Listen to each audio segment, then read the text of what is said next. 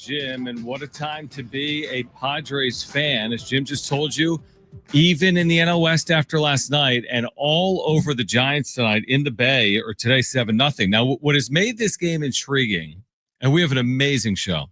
Mark Loretta, Padres great, will join us at 5:30. Kevin Acee will join us from San Francisco at 5.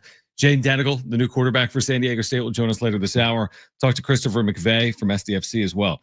What has made this thing really intriguing, you say, well, it's 7-0. Padres are going to win this game, right? Well, when it was 7-0, 30 minutes ago, Jim tweets out, okay, this game's over, LOL. At the end of today, no matter what, the Padres will either have a one-game lead or be tied with the Dodgers for first place in the NL West. This weekend's going to be epic. Well, people have jumped all over this. Yeah. And a moment ago, the bases were loaded for the Giants in a 7-0 game, and we were both freaking out. But it is 7-0. I feel as if even if I were in your shoes, I think I'd feel good in your shoes, even with that tweet being sent out 30 minutes ago. You know, normally I wouldn't do these types of things. I wouldn't tweet out something like that if I didn't feel very confident in it. And I feel pretty confident here. I know. You're up 7-0 in the bottom of the fourth inning. You have a fairly rested bullpen. Nick Pivetta on the mound. The Giants team that's lost how many games in a row at Oracle Park? 1-12 in their last 13. What'd you hear on the broadcast today? It's the first time they've been 1-12 in a 13-game stretch at home since they were the New York Giants in 1940, 18 years before they moved to San Francisco. Look, if they lose this game, if the Padres end up losing this game, do it. Let me hear it. Do it. Come on. I won't tweet for the rest of the month. I won't tweet for the rest of the year, like baseball season.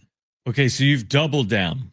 I think I have. You even tripled because you said the game's over, they won. They'll be either game up or tied based on what the Dodgers do tonight. Then you said I'm not going to tweet for a month, and now you've said you won't tweet for a year or for the rest of the year. You almost wonder if it's better if the Padres lose this game. No, I'm kidding.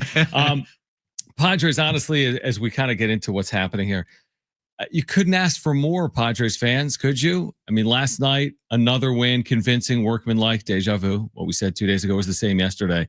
And today, just jumping all over the Giants with a 7-run second inning. Deja vu all over again. They were 14-3 to start the year. If they hold on to this 7-0 fourth inning lead, they're 14-3 over their last 17 games. It's just incredible the way they've played.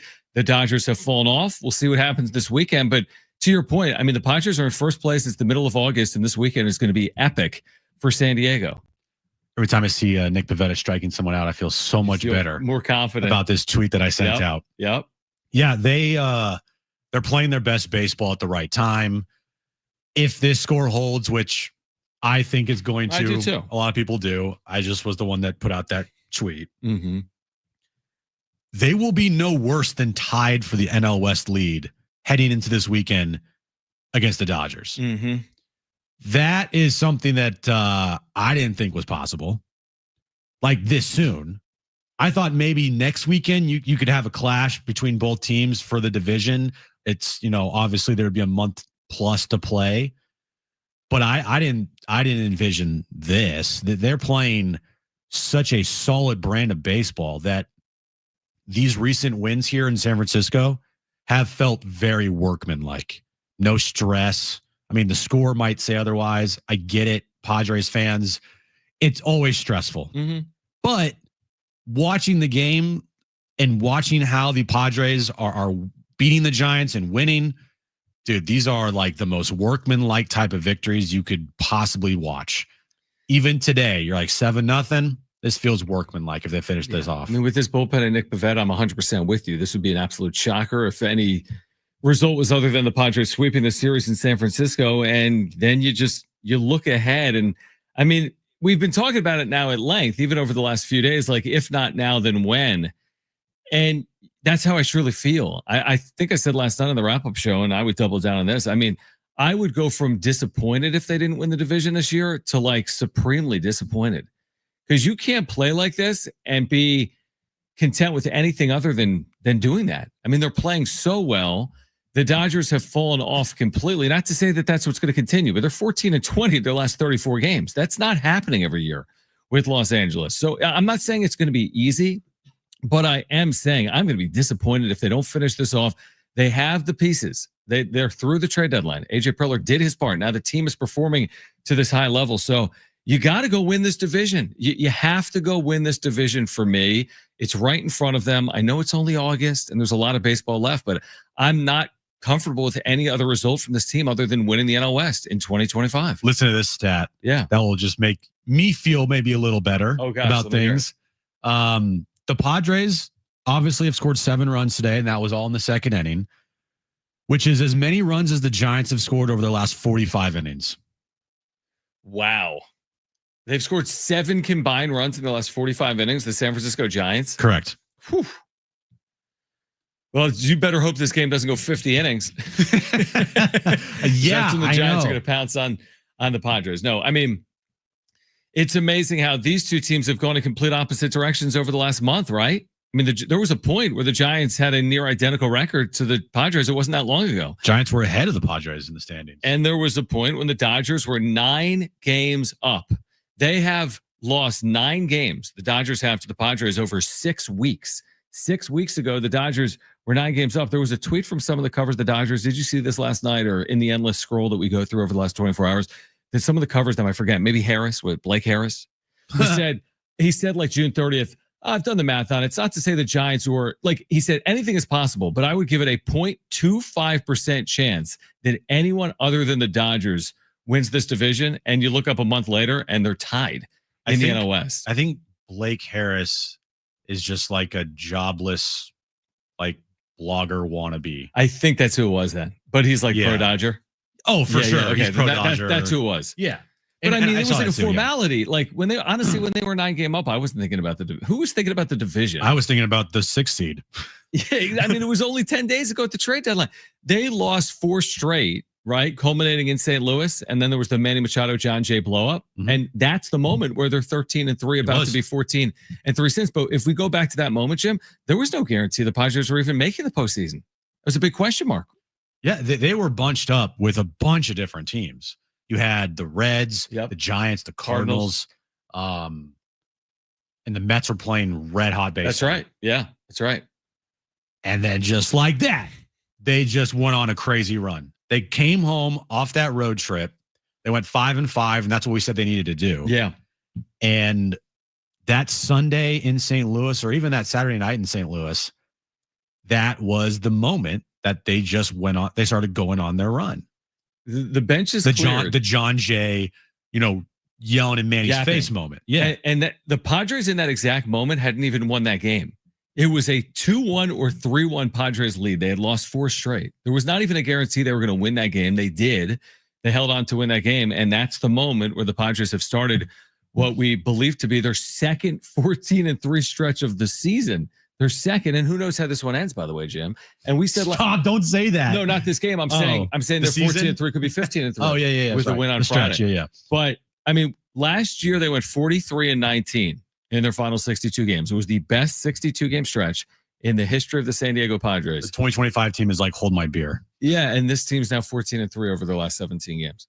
It's wild. It's unbelievable. That's the beauty of sports, man. It's very hard to fully predict how it's going to play out. And they're going to go into a series this weekend. If they happen to take 2 or 3 from the Dodgers, I mean, if they're tied with the Dodgers going into Friday night, if the Dodgers have to win tonight, Dodgers play, I think it's 6:30 or 6:38. It's a weird start time in Anaheim. If the Dodgers win that game, Padres finish this one off today. Then you go into the series this weekend tied. You take 2 or 3, you're up 1 game by next Monday.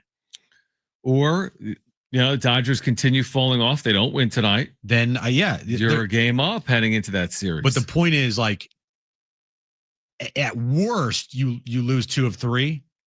Don't get swept this weekend. But at worst, you lose 2 or 3 to the Dodgers.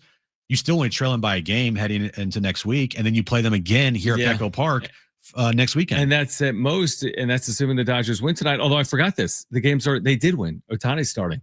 The Dodgers did win tonight. Oh, that's right. Regardless of score, they did win. Right. Because even if they lose, they're going to win. Because Ohtani's pitching, and if he throws you, if he shows you all that velocity and the movement and the pitch selection, they've already won the game. But listen, the way yesterday played out, which was to your point, workmanlike, and then the Dodgers an epic loss. It really was this back and forth wild game that they lose. They were walked off by the Angels. And by the way, I think in Kevin Acee's reporting last night, there maybe were others. they're all paying attention to that clubhouse. The game was on TV. They might pretend like they're not paying attention. Of course, they're paying attention. The Dodgers are paying attention to the Padres. The Padres are paying attention to the Dodgers. And now a clash is coming in just about 48 or so hours. And we haven't seen it in 2 months. And I cannot wait. I'm already past this. I'm past this game. They're going to win this game. And then this weekend is going to be epic. It's been too long since these two teams have met. Dodgers had the upper hand in June. They went 5-2 against the Padres, but that to me isn't relevant anymore. They're different teams. The Padres, I think, are getting the Dodgers at the right time. We'll see if they can prove it on the field as the Padres have opened up now an 8-0 lead, and Jim breathes another sigh of relief. This game's over. When you go up by 8 runs, that's the sweet spot right there. 2 grand slams. Yeah, 2 grand. They need 2 grand slams just to tie you. Right. Exactly. So that's the sweet spot. 8 runs, you feel confident. Now 7 runs, I still felt pretty confident about this game today, especially with the way the Giants have been playing. The Giants are just they're in an awful slide right now. Where I know they gave Bob Melvin an extension. That extension might be rescinded here. Exactly. Watching this team play and how lifeless they look. But yeah, it's a brand of baseball that we're watching right now. Once again, that's reminiscent of last year's second half Padres, and it's just fun to watch. It's hard to stay in the moment. But I said this, I think earlier this week or last week. Yes, the Padres are playing great baseball, and the first thing we want to do is talk about postseason and matchups and who might they play and seeding. But enjoy this ride. Enjoy the moment, because there are still some special moments that could come here in the regular season that you don't want to look past. They could win their first division title in 2 decades. That's a moment that you have to be in to appreciate. Don't look past that. Try to stay in the moment. Would you feel better if they led, let's say, 10-0 as opposed to 8-0? I would feel a lot better. Well, they lead 10-0 because Ramon Laureano has followed the O'Hearn RBI base hit. Think about that. Ryan O'Hearn RBI base hit. Ramon Laureano, a couple of guys that weren't here even 2 weeks ago. Literally 2 weeks ago, they weren't here. They're here, and they're making an impact, and the Padres are going to sweep the Giants in the Bay. They lead 10-0. The touchdown and the field goal about halfway home in San Francisco. We'll continue to react and get you ready for this weekend when the Padres will be in Los Angeles to take on the Dodgers. In addition, Christopher McVey, one of the premier defenders in MLS with SDFC in this remarkable season. He's going to join us coming up at 2:30. And then the starting quarterback for San Diego State, Jaden Danagel, officially named starting quarterback for the opener against Stony Brook 2 weeks from tomorrow. He'll join us at 2:45. We are here until 6. Do not go anywhere. All Padres today in San Francisco. They're going to win. They're going to win this game. They're going to win this game. Jon and Jim, San Diego Sports 760 live on the iHeartRadio app.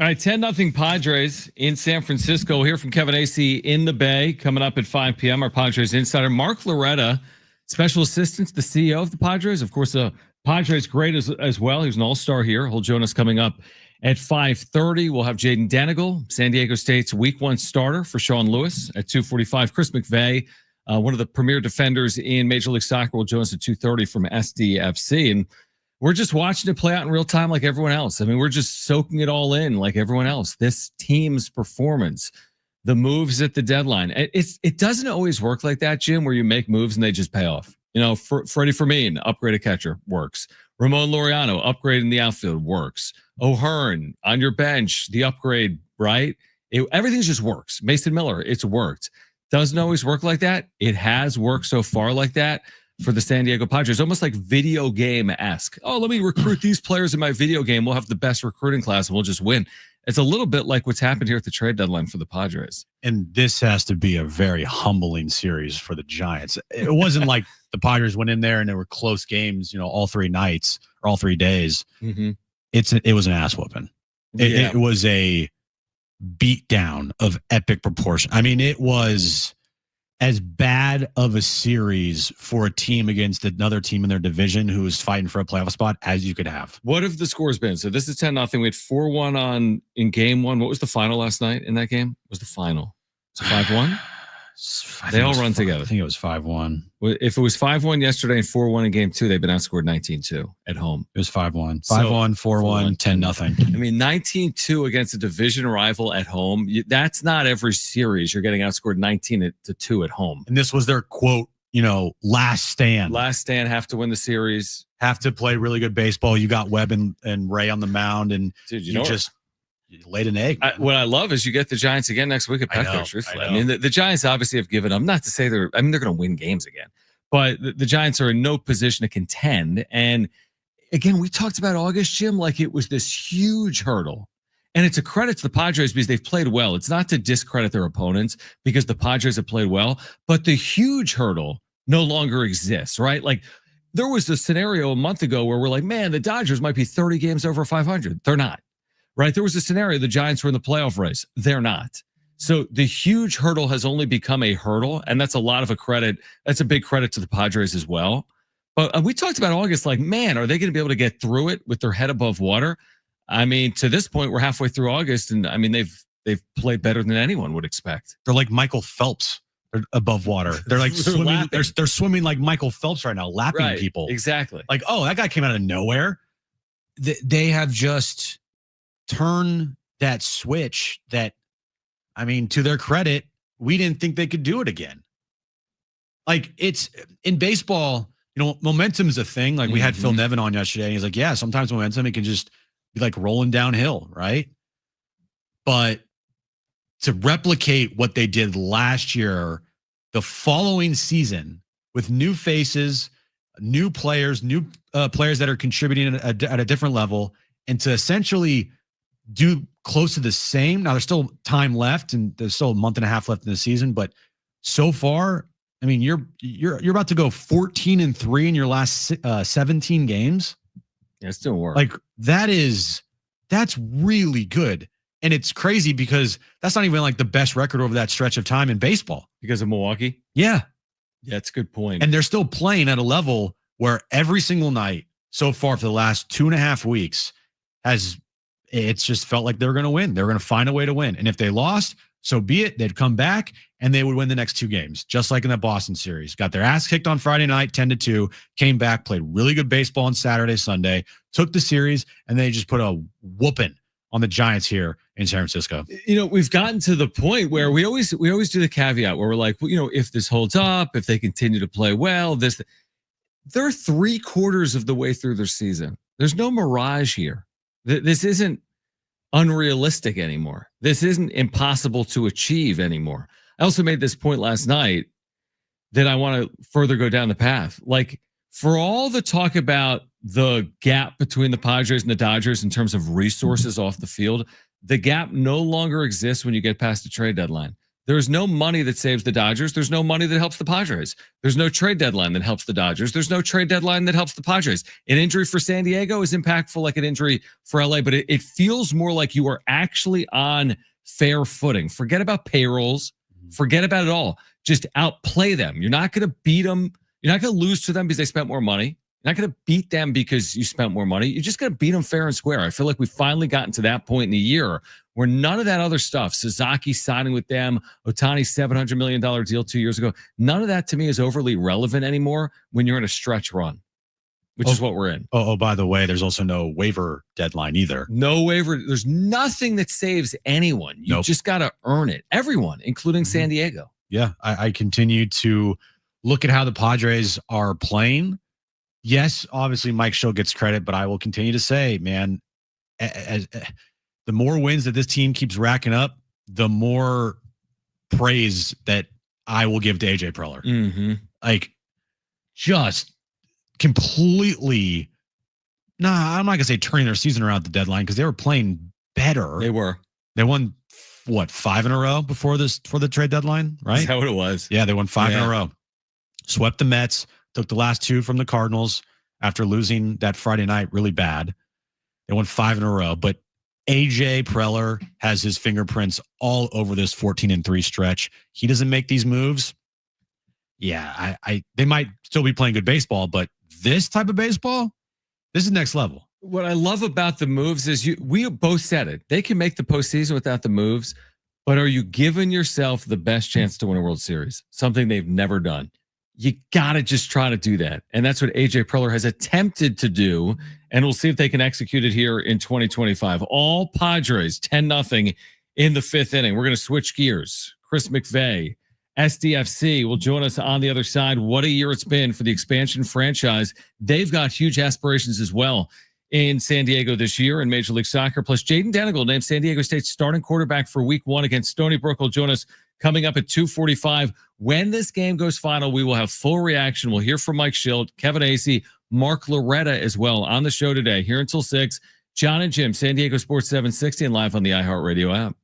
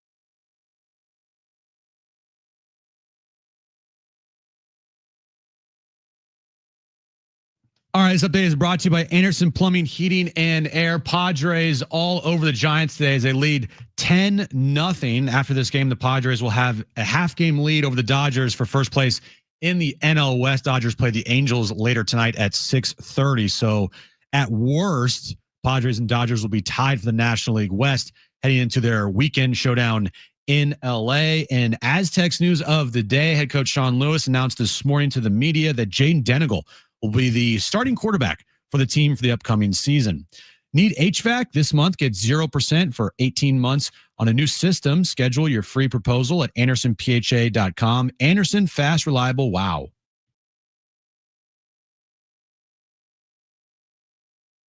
All right, we'll see if we can connect with Chris McVey, defender. He started every game for SDFC this year on the top team in the Western Conference in their expansion year. I mean, an incredible story.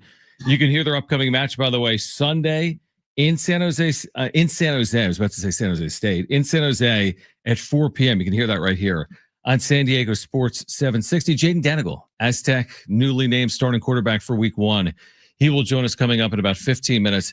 At 2:45, we continue to just be, amazed by the score today in San Francisco. Again, heading in with Nick Pivetta, you feel good. I mean, we've all been watching the Padres play, so you were hoping they could win this game. But I don't know if anyone ever expects to lead 10-0 midway through a game on the road, and that's where the Padres are right now. After this, hop on the plane, enjoy the off day, basically 48 plus hours off, and get ready to play at Dodger Stadium in that environment with so much on the line on Friday night. And we're going to be talking about that for basically, 3 shows? The rest of today's show, tomorrow's show, and Friday's show. I mean, that's a lot of talk before this weekend series. I know. It's like the anticipation. You're like, can we just get to the games already?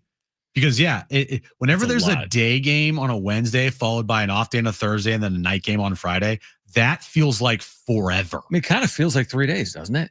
Even though it's not technically 3 days, it feels but like from 3 days. When we're on the air, I mean, this game will end in an hour. We'll talk about it for 2.5 hours. Mm-hmm. Then we'll talk about it for 4 hours tomorrow. Right. Now we're going to be at Snapdragon. We've got a great show tomorrow. Yes. And we'll talk baseball too, obviously tomorrow. And then Friday, we'll spend the whole day talking about the series, the weekend series. Yeah. And I'm excited because of the way it's a lot different than, imagine you go in reeling and the separation's 9 games. Mm-hmm. And you got to be honest with yourself. You're not winning the division. But you're still playing for a playoff spot though. Right. You would potentially. But this is you're finally playing for something more. For sure. And the great feeling is off days after this team loses, they suck. So, yeah, that's right. And now we get to experience an off day after a Padres win. And oh, by the way, they're going to be at worst tied with the Dodgers atop the National League West. At worst, yeah. At worst, they'll be tied with the Dodgers. Again, the Dodgers need to win tonight in Anaheim in the Freeway Series. It has been obviously a problem for them in the first 2 games of the series. Yep. As the Angels have taken the first 2 games of that series. So we'll see if we can connect momentarily with Chris McVey. Of course, you've heard every SDFC MLS match all season long right here on your home for SDFC, San Diego Sports 760. What a season it has been for SDFC. We have Chris McVey with us right now on Jon and Jim. Chris, we appreciate you taking time for us. We're looking forward to hearing the match Sunday at 4 p.m.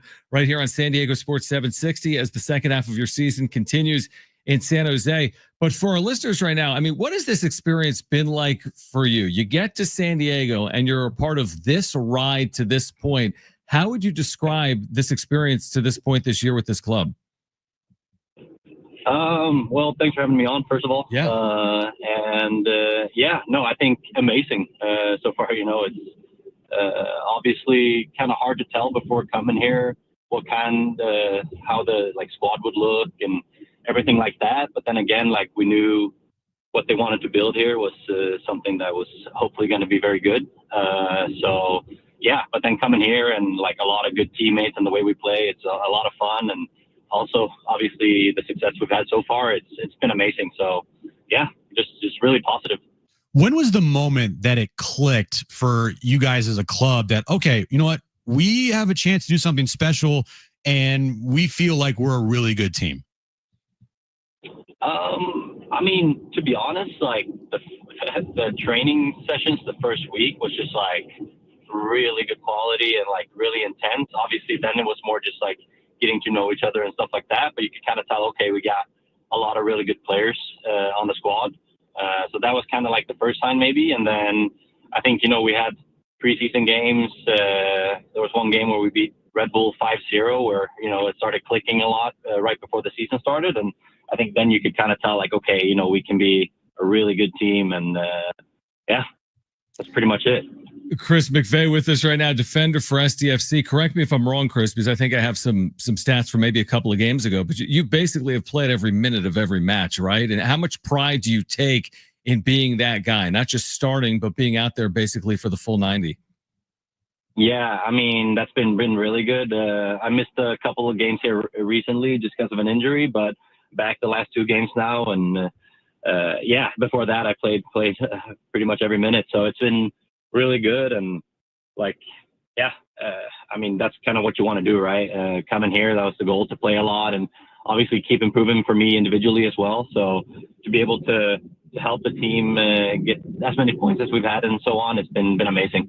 What can you say about the support of the community and the fan base here so far, embracing this team the way they have?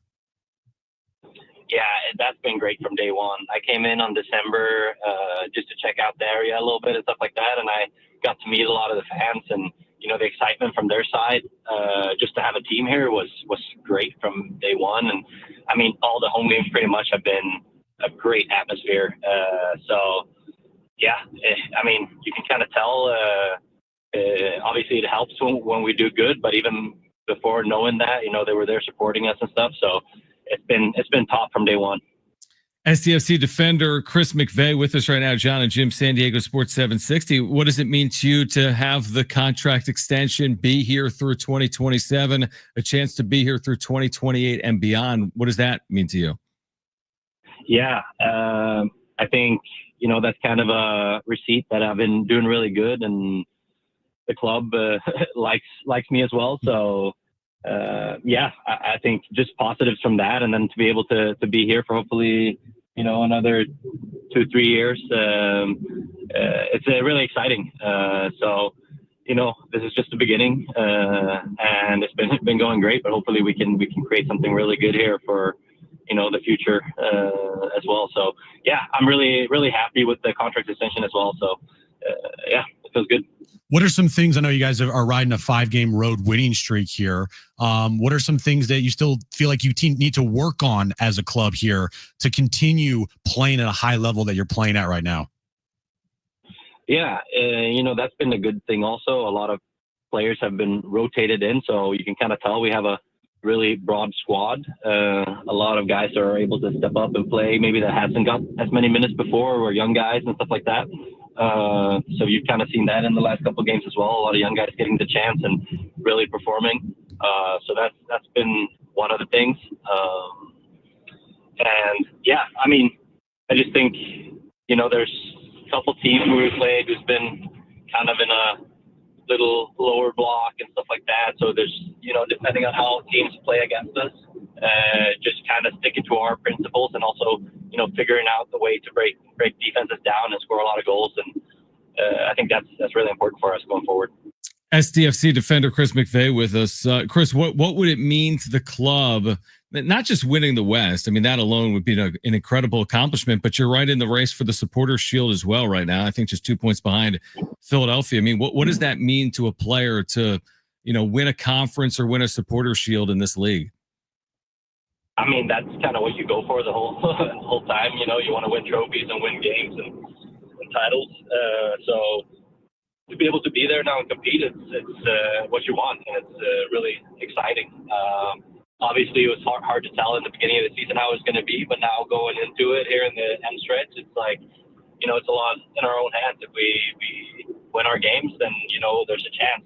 So, yeah, I think it's just focus one game at a time, and then we'll see how far it reaches. But I definitely think we have a good enough group for it to be able to pull it off. But, it comes down to each game to get the points.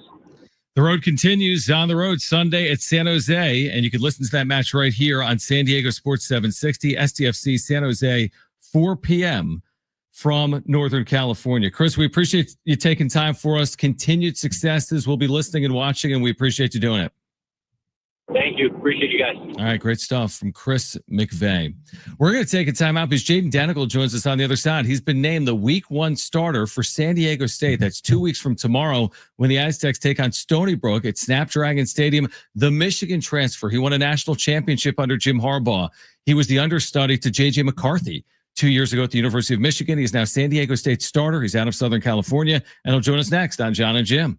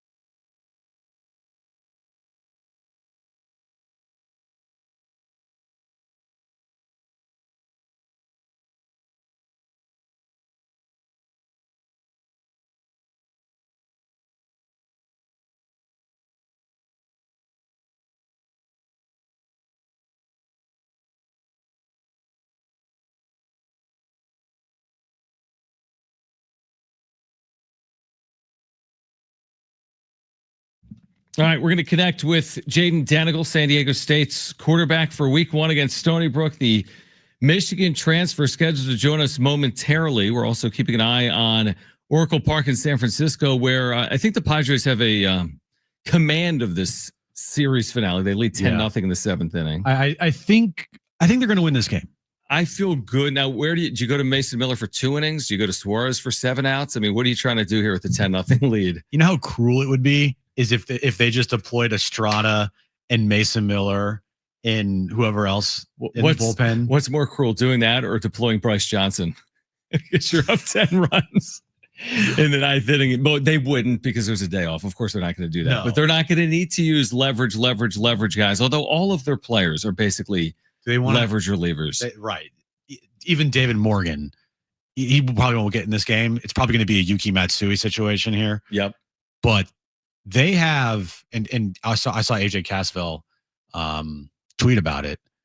They have like a 6-pack of relievers that are all really good. And David Morgan has the lowest ERA in that bullpen. Think about that. And they're starting to put him in those spots where, they got a 2-run lead and he's coming out of that bullpen and he's protecting those leads. It really is. I think it was Trevor Hoffman that told us Monday. It's like, it's a bag of riches. Yep.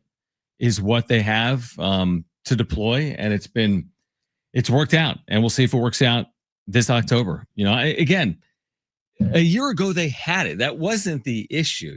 That's the thing. And now I think they're better. I do think they're better. I think their ceiling is higher with this bullpen. There's more options. You just got to give them the ball at the lead, right? And the one thing they couldn't do those final 2 games is give their bullpen the ball with a lead. Hopefully the offense remains as consistent as it's been. Man, this offense has completely emerged, right? Second half of the year, this offense looks completely different than what we saw for like a 60, 70 game stretch. Yeah, and they don't have to score 10 runs a game. I mean, scoring 10 runs is great. All they got to do is score 5 runs. You feel really good about their chances, but just 4 runs. Right now, 4 runs feels like easily game over. Doesn't it? Doesn't it 4 runs? Yeah. If they get a lead and they score 4 runs, they're up 4-1, 4-2. With this bullpen, it's like shut down, game over. I think with the 2 games in the series, which they've won by scoring 4 more runs, they're 50-16 when scoring 4 more runs. 50-16. They're winning over 75% of the time when scoring 4 runs. So yeah, and I'm with you. We said this last night. Yeah, 4 sounds good, but truthfully, you're going to win games scoring 3 or fewer runs. I mean, they've proven that in the first half of the year. They won all these 1-0 games. You don't want to rely on that.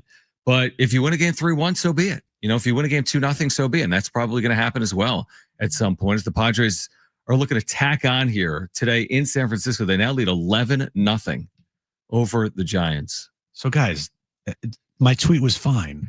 There's nothing wrong. This game's not over. I thought I was going to be sweating a little bit if it was 7-0. If the Giants maybe tacked on a run or 2, then it's like, oh no, dude, 11-0. This game is so over, dude.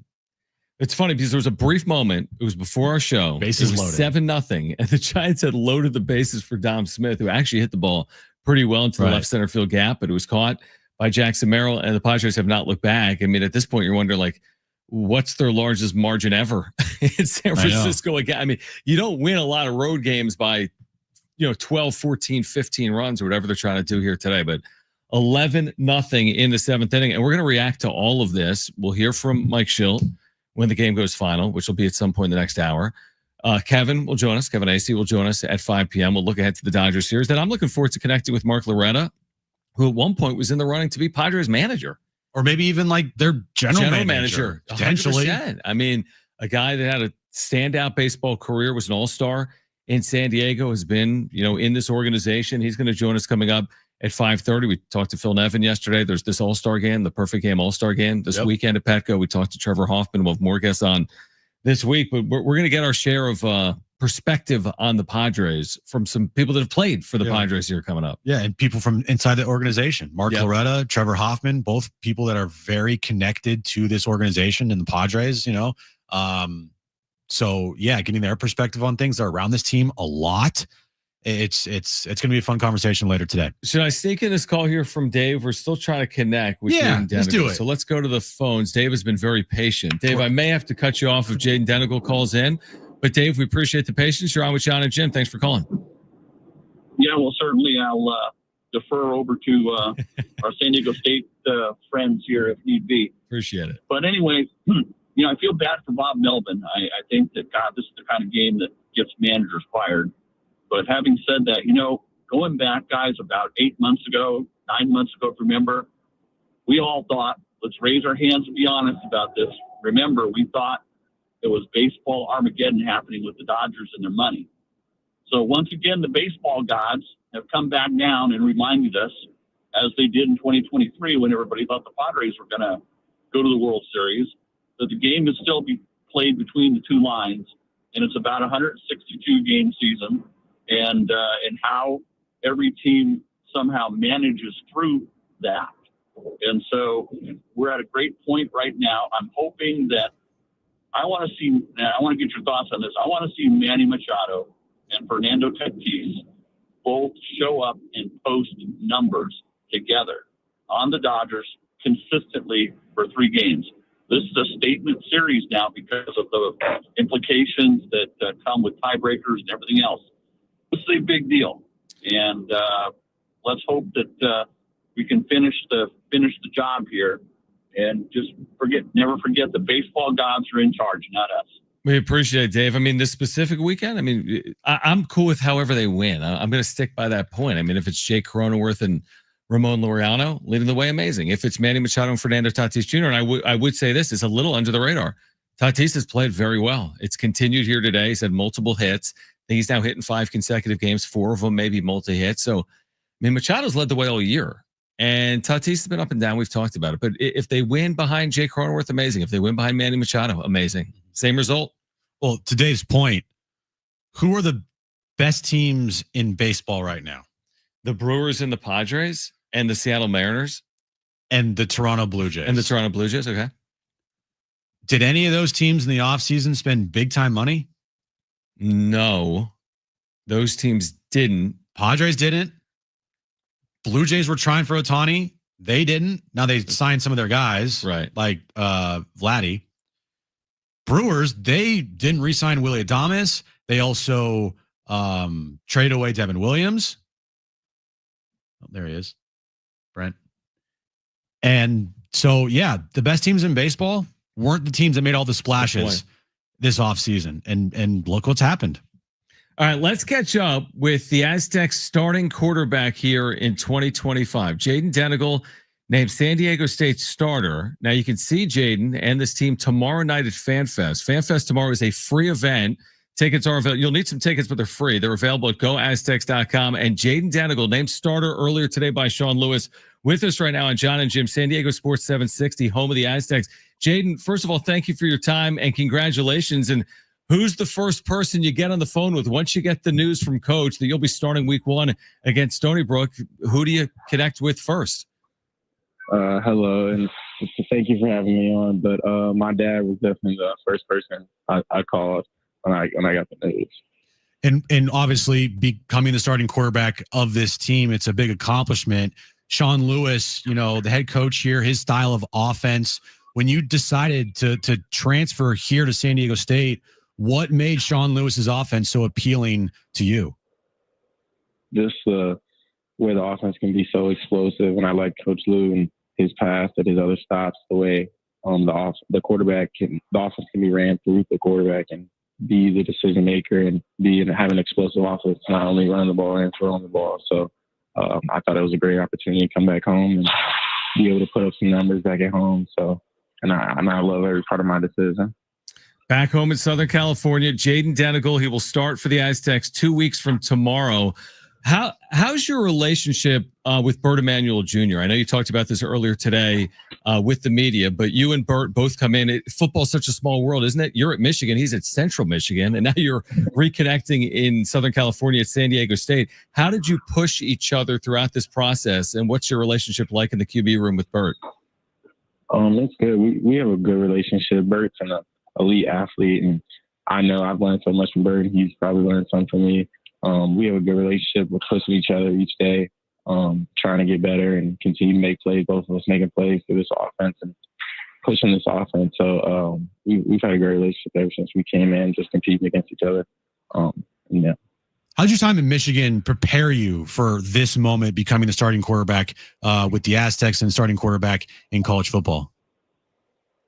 Just all those reps I got from the 3 years I was there, the national championship year, learning behind J.J. McCarthy and seeing how he prepared for every game and learning from other guys that were there at Michigan, just learning how to prepare and knowing what it's like on game day and what you're going to have to go through and being ready for your moment when it's time.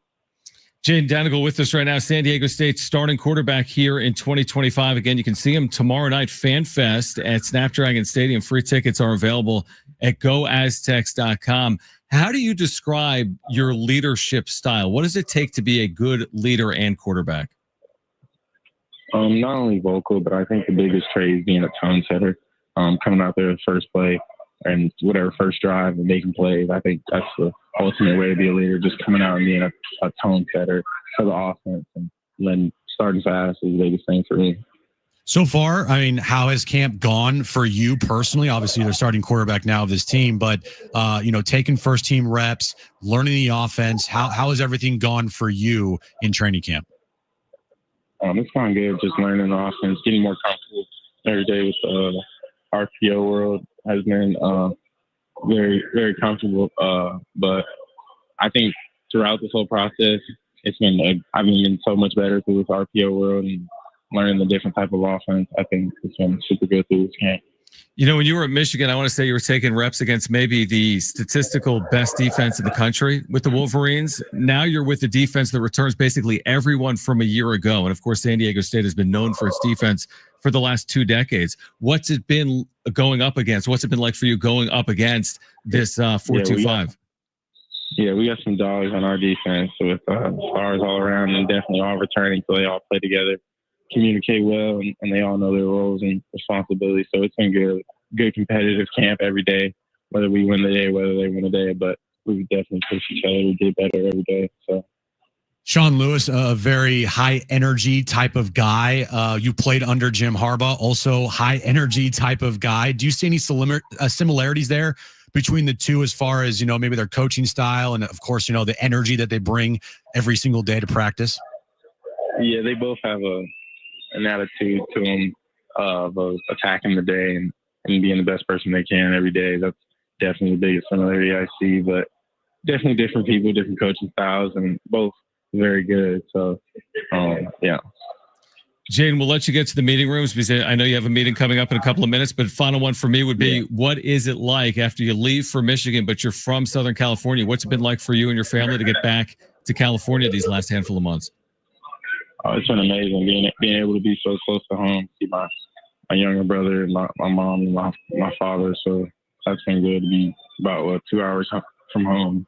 So I've been excited to be back home in California in this great weather. So the weather's been great, that's for sure. Jaden, we're looking forward to it. It's always great, as you know. We're looking forward to seeing you and your teammates tomorrow night. Fan Fest, Snapdragon Stadium, free tickets at goaztecs.com. Appreciate the time. Congratulations again, and we'll see you tomorrow, all right?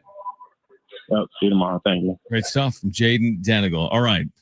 A lot to react to. Padres are on their way to a win against San Francisco, although they've allowed a run. What is wrong with this team? What is wrong with this bullpen? Mike Schilt is going to have, he's going to have to explain some things post-game here. Some tables are getting flipped after this one. It's 11-1. How could you not shut out the Giants? What's going on? 11-1 Padres in the 7th inning. We'll react to that. We're here until 6 p.m. Kevin Acee will join us at 5. We'll hear from Mike Schilt post-game. Mark Loretta joins the show at 5:30. This is Jon Jim.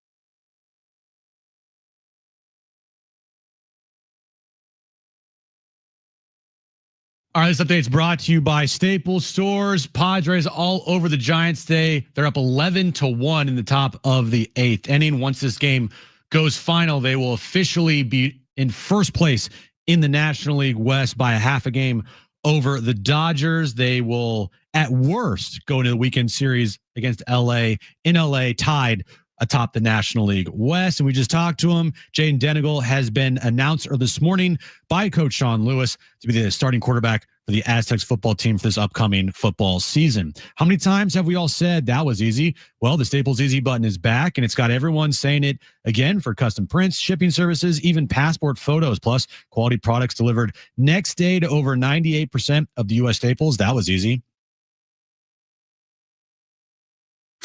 We're celebrating the Padres past. It's Padres Legends and Alumni Week on San Diego Sports 760. Listen as Jon and Jim speak with some of your favorite former Friars. Now, live from the studios of San Diego Sports 760, it's Jon and Jim. All right, San Diego and Southern California, what's going on? This is hour 2 of Jon and Jim, and we've got a good couple of hours coming up. Kevin Acee will join us at 5. Mark Loretta will join us, the former Padre, at 5:30. He's a special assistant to the Padres. He'll join us coming up at 5:30. We'll hear from Mike Schill within the next hour because the Padres are just 2 innings away from a sweep in San Francisco.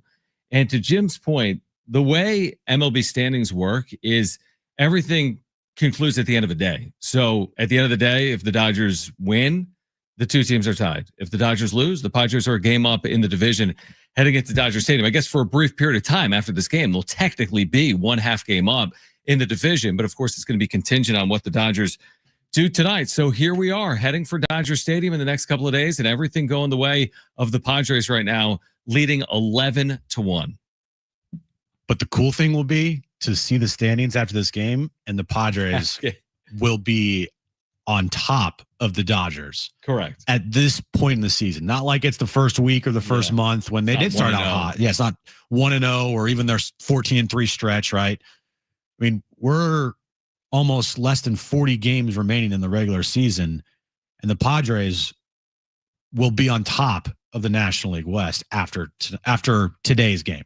Yeah. In about maybe 30 minutes at the most. It is. I mean, it's impressive considering where they were. We understand the hurdle that this division has represented. I mean, it's been dominated by the Dodgers. Make no mistake. It's been utterly dominated by one team. There was a year the Giants won it here recently when they won like 107 games, but it's been 2 decades since the Padres have won this division. And this is one of those mental bars you want to clear. You don't have to clear this bar to win a World Series. So let's be clear. But I feel like there's some type of mental advantage to saying, you know what? We did it over 162, and we can do it now in October as well. Again, is it the only reason why you win or don't win a World Series? Of course not. It's not like you're guaranteed to win a World Series by winning the division. It's not like you're guaranteed not to win a World Series by not winning the division. But I do think it's a mental hurdle that most of the people in that clubhouse want to clear, would be my guess. And they know, like, what's in front of them. I know the cliche of we're just taking it one game at a time, and we're just putting one foot in front of the other, and we're just playing who's in front of us. Like, if you read Acee's article last night, the team was watching the Dodgers-Angels game in the clubhouse. Yep. Like, they are definitely aware of where they are in the standings. They are aware of what the Dodgers are doing because we're in scoreboard watch season. I mean, we are firmly in scoreboard watch season, and we're not just watching one team anymore. We're watching multiple teams like the Phillies and the Cubs and the Brewers and obviously the Dodgers. Like, all those teams right now, Padres fans, you have the right, and you should watch all those teams' scores and see where they're at, because it will now affect the Padres in a huge way. Yeah, it's not only about beating the Dodgers. It's such a good point. Like, sometimes we kind of confuse that point. Like, I even go back to 2022, Padres beating the Dodgers in the postseason, but didn't reach their ultimate goal. Like, this to me is about more than the Dodgers right now. There was a period in time where it was about solely the Dodgers. Like, that was the full measuring stick. Now, to me, the measuring stick is like the best in baseball. And the Dodgers are among the teams that might be considered the best in baseball when healthy. but they're not the only team. And the Padres aren't just trying to beat the Dodgers in the division or just trying to beat the Dodgers in the postseason. They're trying to win in the postseason and win a World Series for the first time in franchise history. And shoot, Jim, we don't even know if they go through the Dodgers. They've done it through the last 5 years, but there's no assurance that the Padres and the Dodgers meet in the postseason. Maybe they do. Maybe they don't. We'll know in a couple of months. Because if they win the division and if they get the 2 seed, I mean, those are all things that are definitely in play right now. Mm-hmm. Dodgers would have to face, who knows in the wild card round. And what if they don't make it past the wild card round? But even if they did, to your point, if they're in a 4-5, which is more likely, the winner of the division, let's say, is a 2. Let's just go down a path. Winner, 2. Loser, 4-5. The 2 can't meet the 4-5 until the NLCS. Correct. So you need a lot of things to happen for that to happen, like the Padres winning a round or the Dodgers winning a round or 2. But if one team gets knocked out beforehand, they're not going to square off. I mean, they've already met 3 of the last 5 years. It's not like they're going to meet every single year in the postseason. So maybe it's inevitable. Maybe the stars are aligned, or maybe it's not. I can't even imagine another playoff series. Well, another playoff series I can imagine, but an NLCS for a chance to go to the World Series against the Dodgers? Because that game has not been played. No, it has not. Everything else. It's like, if they get past the Dodgers, then they got to get past the Mets, and then they got to get past the Yankees. Yeah, we haven't. It's a good point. Like the stakes get raised if they meet in October and it's the National League Championship Series. I mean, we haven't necessarily talked about that. We're getting way ahead of ourselves. But for the time being, the reason I'm so much more confident is it has nothing to honestly do with the Dodgers not playing well.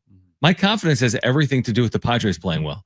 It does. My confidence in the Padres isn't dependent on the Dodgers losing to the Angels. I mean, that's helpful in the equation, but my confidence is more reliant on watch the team, watch the Padres. All they do is win. That's why I'm confident in the Padres, not because of what's happening around them, truthfully. And even though the Dodgers have played really mid baseball the last, month here? Yep. You still have to be scared of them. You still have to give that respect to the Dodgers. Sure. Even though everybody in this town, including myself, hates their guts, you have to respect that the Dodgers have played, 1, really good against you. 2, they could flip that switch too very easily. And 3, they're still a really good team. Completely agree. So just because the Dodgers are playing really bad baseball right now and, the Padres are playing out of their minds doesn't mean that this series, this upcoming weekend, is just automatically going to mean the Padres are going to take 2 or 3. Well, I think we made this point last night. I mean, you have to be fearful that at some point the Dodgers wake up. I would not expect them for 40 games to play like they've played their last 40 games. And does it take, here's my fear, if there's a fear in the equation, is does it take a series against a team like the Padres to wake them up? And we don't know. I mean, maybe it does, maybe it doesn't. I would say on the opposite side there is I would want to play LA right now twofold because the Padres are playing really well and because the Dodgers look susceptible. They've been dealing with injury and they haven't played well. So I feel like it's a good time for the Padres to be playing the Dodgers. But on the other side of that equation is, do the Dodgers need to be woken up by a rival like San Diego in their home ballpark? It's kind of like how the Padres for the last, 2 months before this stretch that they're on were playing similarly to the Dodgers. Mm-hmm. They were not scoring enough runs. They were up and down. They were basically a 500 team. Right. And then the switch flipped. And it's been 2.5 weeks. It's not like it's been 2 months. It's been 2.5 weeks. Mm-hmm. To the Dodgers side of things, they've been playing average baseball, kind of sub-average baseball, and they could flip a switch too. And in a 2-week span, they could go on a 13-3 stretch as well. We've reached the point in the Padres Giants game where some random position players throwing like 30 miles per hour with like an ephus pitch, one of those like high arcing pitches. Yeah. That is then just, it's almost like church league softball. Right. I'm surprised there's actually that many people still at this baseball game. What is going on? Are they forced to stay? Are they locking the gates? There's a ton of people there. I completely look at this. What is happening? It's 11-1. If you were a batter in this situation, when you're are you looking to tee off to pad your stats? They all are, yes. They all are. I think they like the opportunity because they never see it. So with the monotony of playing every single day for 162, you never see a guy throw 49. They just clock the pitch at 49 miles per hour. I don't know the last time I've seen a pitch come in at 49. The guy's he's thrown back-to-back pitches at 49. So I think when you face a guy that throws 49, you're like, you kind of have fun with it.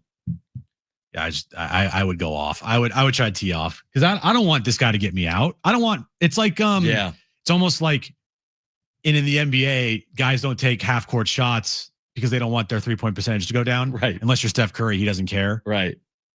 In baseball, like I'd want to get a hit off this guy. I don't want my numbers to go down because 100%. I got out of who is this guy pitching? Christopher Koss, maybe. Christopher Koss. No, but that's what. No idea who he is. That's the point in the series where we are. There we go. There we go. It's 11-1 Padres here in the 9th inning. And then again, all eyes on Anaheim, I guess, tonight. I mean, I saw it last night. Hey, tied atop the division. And we'll see it now. Half game up in the division, right? Maybe even a game up, depending on tonight's results. I'm still very level-headed with it. Like nothing has been determined August 13th. It is a nice accomplishment to be where they are in the standings and playing like this, but nothing's been determined on August 13th. So I'd love to see them a game up. I'd love to see them a half game up. But ultimately, are we going to be talking about where they sat on August 13th or September 28th? I think that's the final day of the regular season. So, it's good to be in this spot, but job's not finished. The goal was never to be in first place on August 13th. Nope. The goal is going to be to win this division. It's as simple as that. The goal in front of them right now is to win the division, and it is right in front of them. It's staring everyone in the face. But the exciting part, and you're 100% right, the exciting part is I don't think many people thought that this would be possible with how the Padres were playing and how far away they were from the Dodgers in the standings. Mm-hmm. 9 games that the Padres have made up since June 3rd. That is crazy. That's absurd. 9 games in a little over a month. Yeah, and it's not like they made it up against some random team. It's the Dodgers, and the Dodgers have they're on the verge tonight potentially of getting swept by the Angels. Like what? Right, exactly. So it takes kind of both things to happen for this type of thing to take place, where you have to play really good baseball and the team that you're chasing has to play really bad baseball. And so that's the exciting part, is now we can see straight up. All right, here we go. There's no more we need the Dodgers to lose these 3 games. No, you guys are basically tied here going into this weekend at Dodger Stadium with 40 games after remaining? Today, 41, and they have identical remaining schedules, near identical. Both teams have soft schedules other than playing each other by and large. Yeah, so it feels right now like a coin flip who's going to win the National League West. It really does. Which we could not have said just 3 weeks ago. 11-1 Padres, the bottom of the 9th inning. We'll hear from Mike Schill coming up in about 15 or so minutes. Do not go anywhere. Full reaction once this game goes final as we get you ready for this weekend in Los Angeles against the Dodgers on Jon and Jim, San Diego Sports 760, and live on the iHeartRadio app.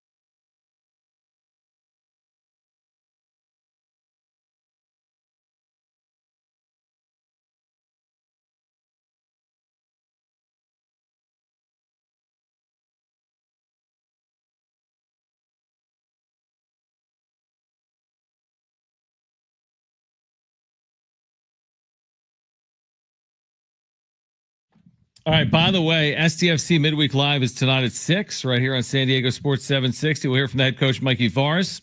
Find out the latest on the club. SDFC Midweek Live tonight at 6 and your home for SDFC. San Diego Sports 760. Padres are just 2 outs away from a win in San Francisco. That'll complete a sweep, and then we'll spend the next 48 hours getting you ready for the Padres-Dodgers weekend series. It's 11-1. San Diego now with 2 outs in the bottom of the 9th inning. Do you think that I'm safe with my tweet? I mean, you basically guaranteed a win. And the thing with baseball is there's no clock. So theoretically, the Giants could walk off here. Now, is it unlikely? Yes. It's 11-1 with the bases empty and 2 outs. So they need the next 10 to reach and then the 11th to score as well. I tweeted this at 1:30 that the game was over. Yeah, it was 7-0. I felt confident at that time as well. And the ball it's game over. is over. And the Padres, for the first time this year, have a lead. I think that's correct. First time in a while, they lead in the NOS by a half game. It's 69-52 as the Dodgers lurk on Friday night at Dodger Stadium. So the Padres are in first place in the NL West. Isn't that something? Sweeping through the Giants, 14-3 in their last 17 games, overtaking a 9-game deficit in the division to take a half-game lead. And now can they close it out in the final quarter of the season? 41 games to play, 6 of them over the next 10 games, Jim, against the LA Dodgers. What a time to be a Padre fan. Yeah, this is great, man. I mean, if you're a Padres fan, you're on top of the world right now. It's crazy to think, and I just continue to think about it. How last year's run, the second half, we all said like this is lightning in a bottle stuff. Like you gotta take advantage of this. I'm like, this ain't happening anytime soon. Yeah, no, like, hey, 43-19 in the second half to get to 93 wins. That Like, doesn't happen. that's kind of crazy. This is like the best stretch of Padres baseball in the franchise's history last year. 700 baseball. Like, it was incredible what they were doing in the second half. They're equaling that the following year. Ow. Huh? What? And oh, by the way, they have a better chance this year to win a division than they did last year to win a division. No question about it. And you could also argue that, and again, we don't know this yet because the year isn't over, but wouldn't you say this team is as complete, if not more complete than last year's version? Is that recency bias or is it true? I think it's true. I think they have a better bullpen. I think their offense is emerging. I think the rotation, when healthy, is fully capable. And I think their bench has been upgraded. I mean, this is one of the better versions you've ever seen of a Padres team on the 13th of August. Doesn't mean that's the case on the 1st of October, but the manner in which they win. I mean, they're basically, here's the thing, we're losing sight of how they're winning. Look at this series. 1 run allowed, 1 run allowed, 1 run allowed. Pitching. And the offense is all luxury. I mean, 4, 5, 11 today. They don't even need it. Now, you will against better opponents. You're not going to beat the Dodgers every day 2-0. Their offense is legitimate. Yep. It's their pitching that has let them down. So I'm not expecting the Padres go to Dodger Stadium and win 3 games 2-0 or 2-1. But they can beat you multiple ways. I think they can beat you 2-0. I'm talking about the Padres. I think they can now beat you 6-5 with their offense. So I think they have multiple ways to win, and it's now playing out. I mean, just looking at this box score today. Look at it. How many hits they have? 14, 15 hits? 14 hits. This is what the bottom of their lineup did today, John. Ready for this? Yeah. Ryan O'Hearn, not Brian, but Ryan O'Hearn. What did Brian do? Brian went over, but his brother Ryan did really well. 2 for 5, RBI, 2 runs scored. Ramon Liriano, he had a home run, 3 for 4, 3 runs scored, 2 RBIs, and a walk. Jake Cronenworth, 2 for 3, 2 RBIs and a run scored. Elias Diaz, 1 for 4 with a run scored. What? It was a month ago. He said black hole, anvil, bottom 5. 2 months ago. From Bogarts on, you said they can't hit, right? When they were in Dodger Stadium in June, we said they cannot hit. They have to get production out of their top 4. Now they're getting the production basically everywhere. Look at Fernando Tatis Jr. 3 RBIs today for He's come to life. Manny's done it all year. Jackson Merrill in this series, 3 hits in the opener, 2 hits yesterday. They got Jake Cronenworth on television right now. Batting 8th. Did you guys realize he has an 18-game on-base streak? That's right. He's raised his OPS to 755 on the year. He's almost hitting 250 on this season, hitting 8th for this team. His OPS the last 18 games is over like 460, I think it is. I saw on the screen. Yeah, it's just at 446. It is 446, yeah. Yep. The bottom of the lineup, man. It's not the reason why they're winning, but it just makes this team so much more complete. And like you said, I thought last year's team, their roster was the best roster since 98. And I could make an argument that it might have been the best roster in franchise history. 2025 says, hold my beer, because this roster right now on paper and the way they're playing, and we'll see how this thing goes, right? I mean, you got to put this roster in contention for one of the best rosters they've ever had. Certainly, we did that a year ago. I remember. I think it's fair to say, like, since 98, you start looking at 98. And again, the Padres' statistical numbers offensively are not going to wow you, right? There's no one that's going to hit 35 home runs. There's no one that's going to drive in 110. But the well-roundedness of the roster is right there, like in the history of this franchise. It's got to be right there. So they're 14-3. 14-3 since July 25th. Matching their start of the season. So in a 34 game span this year, so 34 games in this season so far, they've gone 28-6. Yeah, the 14-3 start and now 14-3 right now. And it's, I mean, buckle up. What a ride that the Padres are on right now. And it's only going to get more exciting. It's only getting more exciting from here. That's not just because you're playing the Dodgers this weekend. It's because of the position that the Padres are in. And again, I stick by what we said even earlier in the show. I think it's the right time to play LA, and it's not solely because they haven't played well. It's because of everything we're saying about the Padres. I'm trusting the Padres right now against all opponents, and there's other good teams out there. Seattle right now, we'll see them coming up. They've been terrific. You mentioned Toronto right now. Milwaukee is actually hotter. It makes that Vetter Cup even more exciting. There's going to be a lot on the line in Seattle, but it's like I'm just trusting the Padres. It's not that I'm discrediting their opponents. I'm just saying I would match the Padres up with basically anyone right now in baseball and feel good about their chances of winning that series. That's what it feels like right now to be a fan of the San Diego Padres. You just hope that continues moving forward. It's hard to predict if it's going to continue, but right now it feels like it can. And you've put the Giants out of their misery. Giants are done. You've ended the Giants season officially. And now it's between you and the Dodgers in the National League West. That's it. Yeah, I mean, the 2 seed is squarely in your sights. Oh, for sure. Right now, because again, the winner of this division has a good shot, not guaranteed, but has a good shot of being the 2 seed. We'll hear from Mike Schilt coming up on the other side. Padres sweep the Giants convincingly, a dominant 11-1 win today in the Bay. Dodgers await. Kevin Acee joins us at 5. Mark Loretta, the ex-Padre, who was an all-star here, he will join us coming up at 5:30. Full post-game reaction. Do not go anywhere. Jon and Jim, San Diego Sports 760, live on the iHeartRadio app.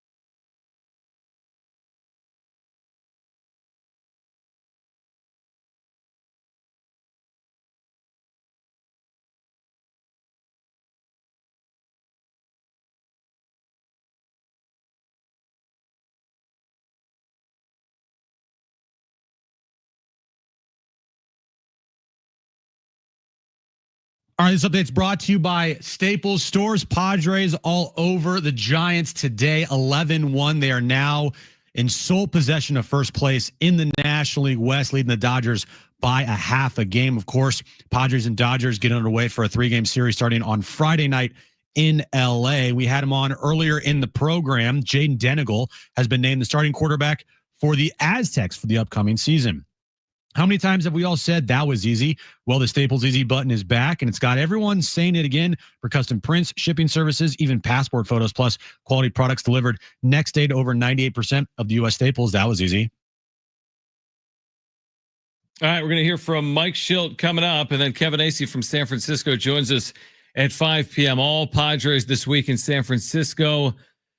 11-1 today, and the Padres, as Jim just told you, will be at Dodger Stadium on Friday night, opening a 3-game series. At worst, they'll be tied atop the NL West. At best, they'll be a game up should the Dodgers lose tonight in Anaheim against the Angels. So we'll hear from Schilt.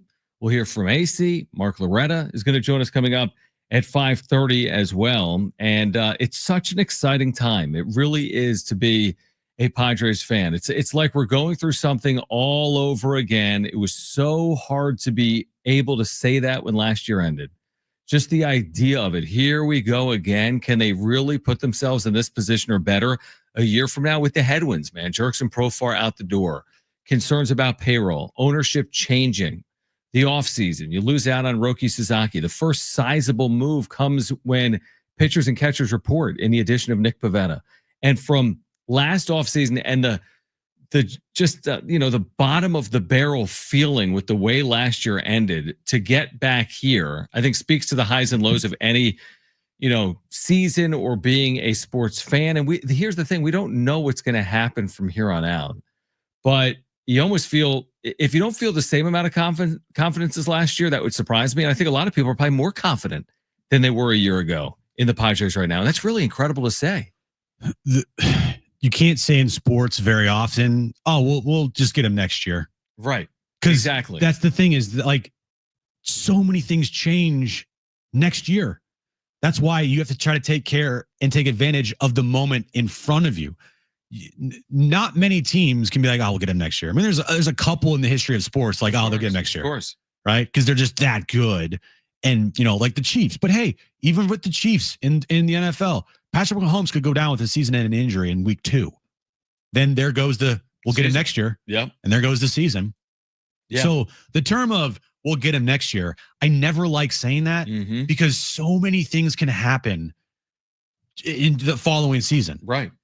And that's why, after last year's disappointing end to the season and going 24 scoreless, if anybody was saying it's fine, we'll get him next year, I was kind of pushing back like, I don't know, guys. Like, it's going to be tough to get back to this spot, and there's still a long ways to go. Yeah. But to get back to a point where you're playing as well as last year's team did in the most important parts of your season, it's going to be tough to replicate. And I thought, if anything, it would be the separation of the offseason could widen between the Dodgers and the Padres. Because, again, that's when the resources become a part of the story. Like, the Padres couldn't retain their entire team from a year ago. Manny Machado was quoted this offseason, I think at FanFest at Petco. He was disappointed that the Padres couldn't re-sign Jerks and Profar. So, like, the Dodgers had the unlimited resources in the offseason. They were coming off a World Series, yet you got to do it on field.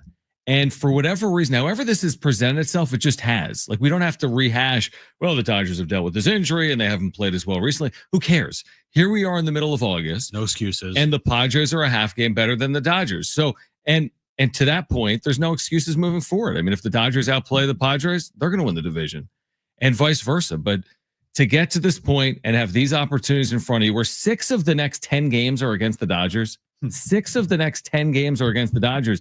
That'll be it for the regular season between the two. They could meet again in the postseason. I made the point 15 minutes ago. I think for me now, it's become a lot more than just about the Dodgers. This is about the Padres' aspirations and goals. This is about getting somewhere you haven't gotten since 1998 or maybe ever in the history of the franchise. This isn't about, hey, we were better than the Dodgers in the NL West. That's nice. But to me, it's about being World Series caliber, truly World Series caliber in 2025. Because to your point on there's always next year. I mean, is there a better chance next year? No, there's no better chance than right now based on how they're playing. That's how AJ operates. He doesn't operate in the, we'll get him next year. He's operating in the, I want to go for it now. Yep. Went for it now last year, went for it now this year, and it's paying off so far. Hopefully they get the job done, but I can already see it right now, John. I can already see it right now. The excuse making from Dodgers fans. Oh, the injuries. Oh, at least now we're underdogs. Are you saying this weekend or this year? This rest of the season. The moving of the goalposts? Oh, the goalposts will be moving. They can move them to Fresno for all I care. Right.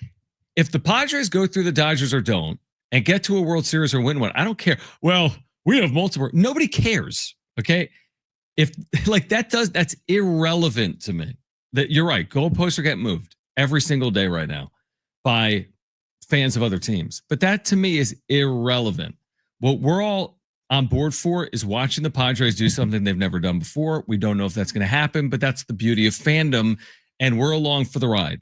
And it's going to be a ride, right? I mean, we've reached the point. You made the point last night. I completely agree.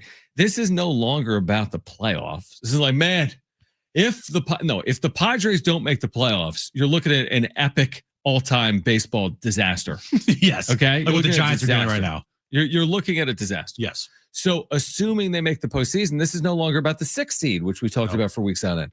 It's not about the 5 seed. It's not about the 4 seed. I think realistically today it's about the 2 seed. You might say, John, what about the 1 seed? I'll give it a little time. All right. You're 8 games back in the loss column there. I'm not willing to write it off, but I don't want to talk 1 seed right now. I do want to talk division and 2 seed because I think it's attainable as we sit here today. So I'm looking at Fangraphs. All right. Yeah. That's they're still an underdog in the division, even though they lead the division, right? Let me just can you look this up? Yeah. My computer's yeah. Not appreciating me opening 75 tabs on my computer here. They're definitely not favored to win the division, even though they lead the division. And I don't think it factors in today as well, right? It does. Every time a game ends. Every time a game ends? Yeah. Okay. So right now the Padres are a half game better than the Dodgers. And according to Fangraphs, they have a 32.7% chance of winning the division. That is less than a 1-3 shot. The Dodgers have a 67.3% chance of winning the division. But each and every day, the Padres' chances of winning a World Series goes up, and the Dodgers' chance of winning a World Series goes down for whatever it's worth. This is at Fangraphs for whatever it's worth. But still, the Padres, who are in first for a moment, have a 1-3 shot of winning the division, and the Dodgers, who have struggled here, have a 2-3 shot of winning the division. I wasn't looking at the division odds. I was looking at the playoff odds. Gotcha. Because to your point, and what we were talking about last night, and to go off of here, the conversation of can this team make the playoffs, that is done. That's got to be done. That is over. They are going to make the postseason. Okay. I know that Padres fans don't jinx it. They're right now sit at a 98.4% chance to make the postseason. With the way this team's playing right now, with the roster that AJ's assembled, you think this team's going to not make the postseason? Right. That's not the conversation anymore. To your point, the conversation now shifts to, can they win the division? Because it feels like a toss-up. And can you get the highest seed you possibly can in the National League, potentially get in a first-round bye? Like, those are the conversations now that we'll be having for the rest of the season. I'm done having the conversation of, well, if they make the postseason, I'm done with that. They're going to make the postseason. They will make the postseason. The only question is, will they make it as a wild card, a division champion? And if they make it as division champion, can they get that 2 seed to get a first round bye? And I'm not going to change my tune on that, by the way, if they lose a game Friday night. Oh, the playoffs are in jeopardy. Or if they lose 2 out of 3 in some series from here through the remainder of the year. They've positioned themselves beautifully based on their play. They're 14-3 in their last 17 games. We're down to the final quarter of the year, and the Padres are threatening in the NL West here in 2025. So we'll hear from Mike Schilt. We'll hear from Mike Schilt on the other side. Kevin Acee will join us from San Francisco coming up at 5 p.m. We'll talk to the ex-Padre, Mark Loretta, who's a special assistant in the Padres organization. He's going to join us coming up at 5:30. So a ton to react to. We're here until 6. Don't go anywhere. Jon Jim, San Diego Sports 760, and live on the iHeartRadio app.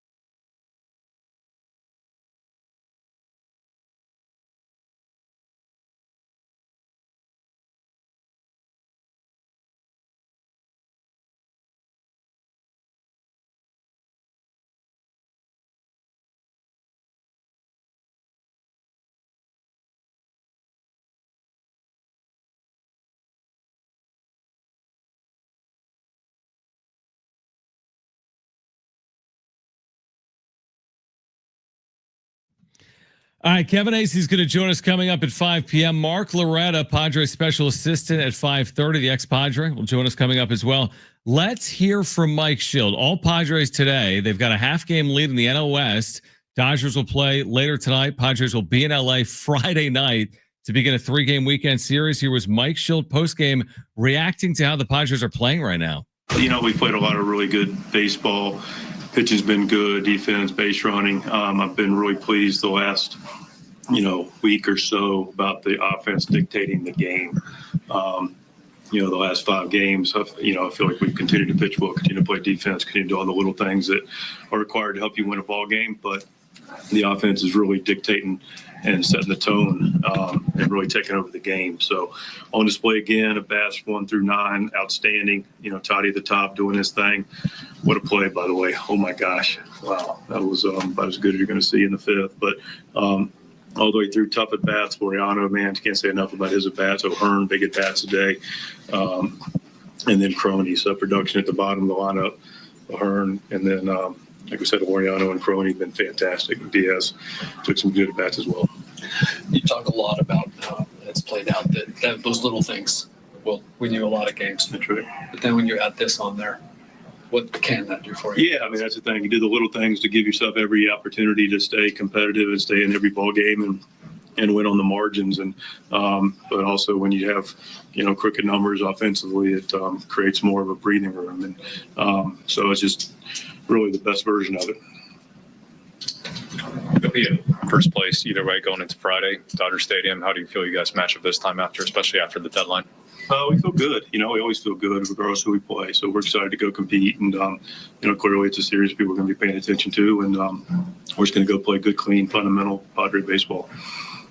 Pavetta was good today too. We didn't want to leave Nicky out. He was really good. That was good. And Yuki, man, it was a nice job for his clean, quick too. So what does the 10 run, like you're up by 10 runs in the 5th inning, you have an off day tomorrow, you can kind of reset going into that series. What does that do for you? It's important. We got the off day, which we knew we were going to get a reset anyway. But we had some guys down last night that now are getting 3 days. Guys that carried the mail last night, bringing home Morion, Adam, and Suarez. Also, them be able to get their full 2 and everybody rested and, full bore. What distinguished Pavetta today? He really, he did a lot of deeper counts, but he made pitches when he had to. And he got better as he went, which is a great trait. I thought he kind of kicked into gear about the 5th inning and started really getting counts, balls going where he wanted to. The breaking ball was more quality strike. But he competed well and just, did his part to keep it right there. You guys will give you good at bats, but what sets Laureano apart? He's kind of relentless. He is. Relentless is a great word. He's tough-minded guy. He's got nice, quick strokes. Sees the ball good. He's very he's a hard-nosed guy. Takes just really tough at bats. He's got a nice short swing, as I mentioned, and knows what he's going to see, and he's not trying to do too much. He's the whole field. Two second innings in a row. He's had a big long at bat. Yes.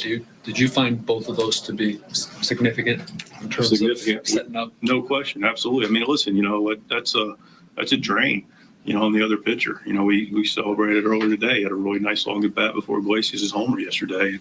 Today, long at bats, and was able to capitalize on it. So yeah, those long at bats are draining. And Crony takes a lot of good long at bats at bottom of the order when they're doing what they're doing and just sets everything up for the whole 9. All right, Mike Schild. Don't forget about Nicky. Never forget about Nicky, John. Padres probables for this weekend at Dodger Stadium. Michael King, Friday night, again, returning here from the IL. He missed 3 months, went just 2 innings in his return. But Michael King has got a 2.81 on the year, followed by Dylan Cease, emerging, right? Post-trade deadline, 11 innings, just 2 runs allowed. And then Yu Darvish, who 2 of his last 3, we went through this yesterday, have been very quality starts. So King, Cease, Darvish, Friday, Saturday, Sunday. Remember, the Padres do miss Shohei Ohtani, who will start tonight for the Dodgers in Anaheim. So he's ducking the Padres. Basically. And again, now the Dodgers might lose this game, but they win the game because Ohtani's on the mound. That's what I've you heard. You have to remember that. Yeah, whenever Ohtani's pitching, they always win. Yeah, they lost that random home game to St. Louis on a Wednesday when he went 4 innings, but they won They did win that game. And that's why they're still they got so outscored. close to the Padres in the standings. Right. They got outscored in the game. They didn't score as many runs. Someone tweeted out last night that Shohei Ohtani is back in his Angels era because like he's doing amazing things and they're losing. Right. Shohei Ohtani is the first player to ever homer in the ninth to give his team a lead in a game where he also hit into a triple play. Right. I guarantee that's the first player in the history of the sport to do that. And then the game that we're referring to is the game that they won, even though they lost because MLB Network decided that they actually won that game. He struck out 8 guys in that game, no walks, 4 innings pitched, and he also hit a home run. And that's why everybody's saying, oh, they actually won that game. And it reminded me a lot of his time with the Angels, where he would go out there and strike out like 9 guys, give up 2 runs, hit a 500-foot home run, and the Angels would lose. Best memes ever are like Ohtani and Trout are the first teammates ever with 4 home runs and 9 combined RBIs as the Angels lose 11-9. Like, I mean, there's so many examples of that. I don't know what to make of where we are now compared to where we were 2 months ago when these teams met. Like, is it at all relevant that when we saw this series play out in June, the Padres did not play well? I mean, they were 2-5 against the Dodgers in those 7 games. To me, though, it doesn't really seem like it matters. I mean, sometimes matchups matter. You say, hey, we play well against this team because of whatever reason. But it feels like the teams have completely changed. I mean, look at the Padres since June. Their roster has turned over. Look at what they've done since the trade deadline and look at the way they're playing right now. So I'm not really worried about the fact that the Padres are 2-5 against the Dodgers this year. Do you think that's a factor at all, that the Dodgers match up well against the Padres based on what happened in June or even last year in October? No, because these are completely different teams than when they matched up last October and then when they matched up in June. Yep. Especially the Padres. Yep. You know, the Dodgers have made some changes as well, and they've gotten some players back like Blake Snell and whatnot. Yeah. But the Padres made a pretty significant overhaul to their roster in key, spots that they needed to upgrade. Mm-hmm. All of their weak links that played in the Dodgers series back in June, those are all gone. They've all been upgraded from a Padres perspective. Mm-hmm. So, yeah, they went 2-5 against the Dodgers in June, but they're a different team now.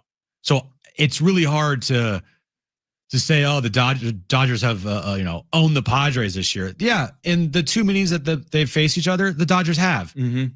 But the Dodgers owned a different version of the Padres than what they're seeing this weekend at Dodger Stadium. So that's what makes me excited to watch the series, along with a million other things. But just knowing that the Dodgers will be taking on a Padres team that they have not seen yet.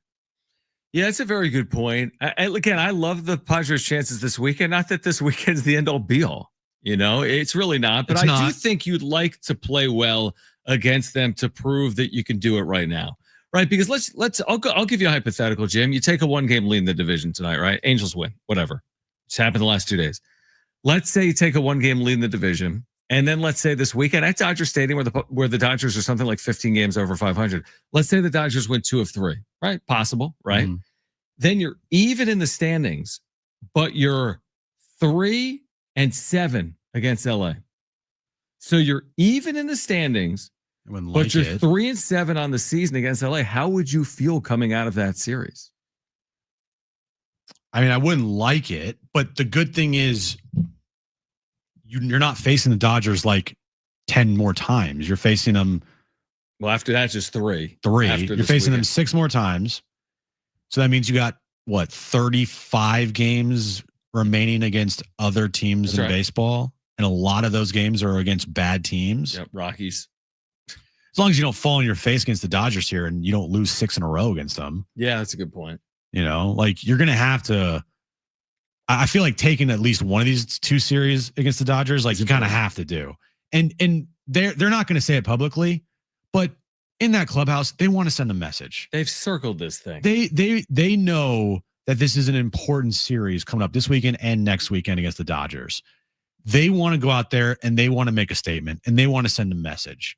So I don't think they would be satisfied with losing these two series, or even worse, like not only losing the series, but getting swept in one of the series.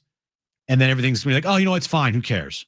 Like, no, it matters. And they want to go out there and send a message, because they potentially could see them again in the postseason, which would be for a fourth time this decade.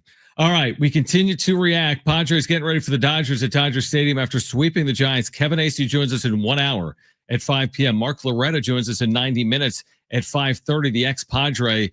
We're going to react all afternoon. We'd love to hear from you. Our phone lines are open, 877-767-4760. Again, 877-767-4760, or text us, 70470. Start it with the word team, or tag us on X at Jon and Jim, JONANDJIM. Hour 3, Jon and Jim comes your way next on San Diego Sports 760.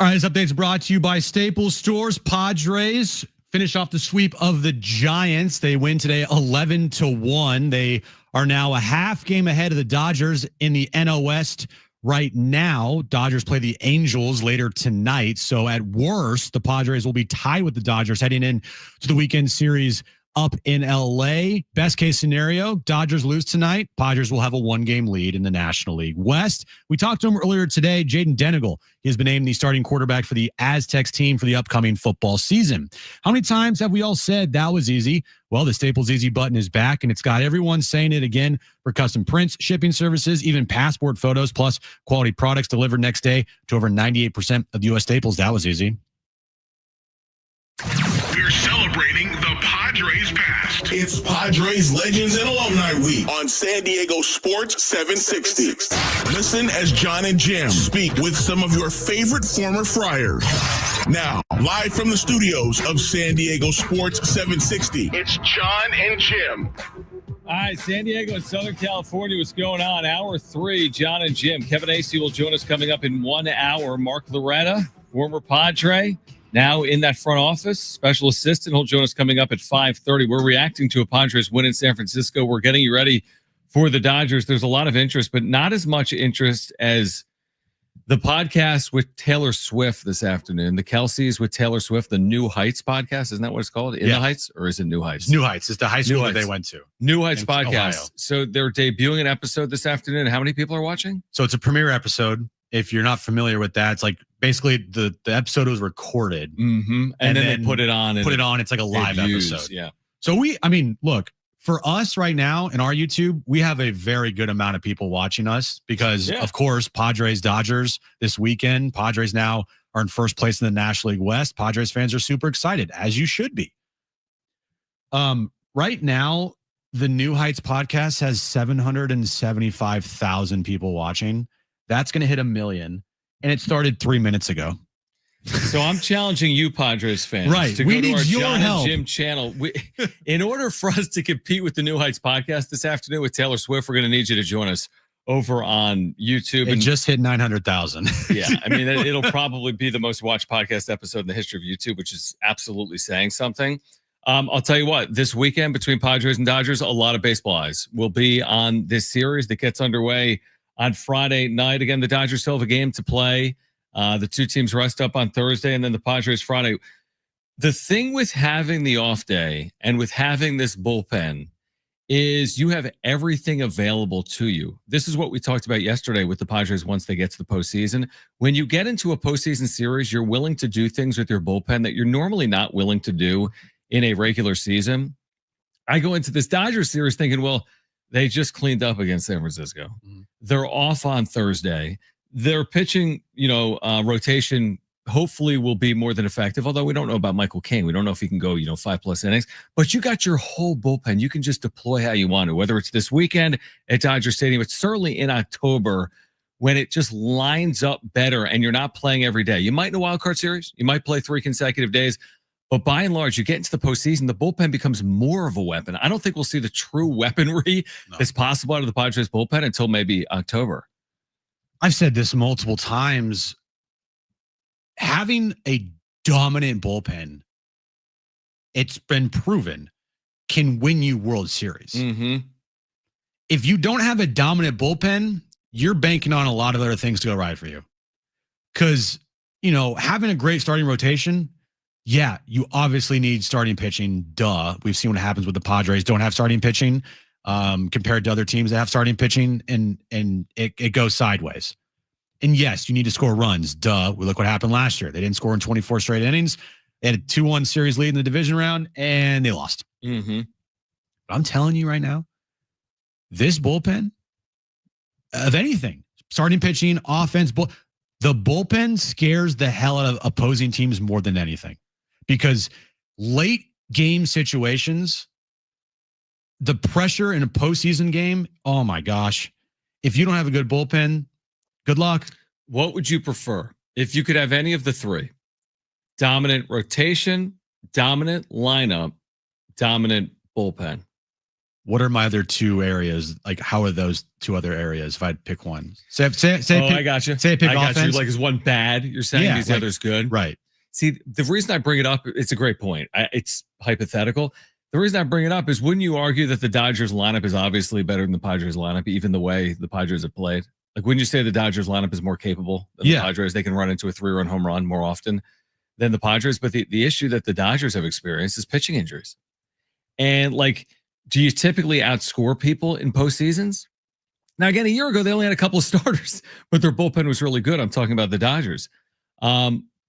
So like, that's the question. I guess you never really know. Like, the Padres had the dominant bullpen last year. It didn't fully pay off. But I'm buying what you're selling. I think I'd rather have the dominant pitching over the dominant hitting, because I feel like elite hitting can be quelled in a postseason by pitching. Historically, teams with the offense not the offense, but the pitching that we see from the Padres, historically, those teams do better in postseasons than not. Mm-hmm. I think I would choose pitching every day of the week. Right. I know, obviously, you got to score runs. Baseball. But I just feel like having a dominant pitching staff is going to keep you in every single game. And then it's not going to put all this pressure on your offense to have to score 5 runs or have to score 6 runs, right? And like, oh man, going out there with your bullpen's like, oh, just hold this 1-run lead. I mean, now you feel so safe with a bullpen. And they're not going to be perfect. They're not going to be a team that allows no runs in a postseason.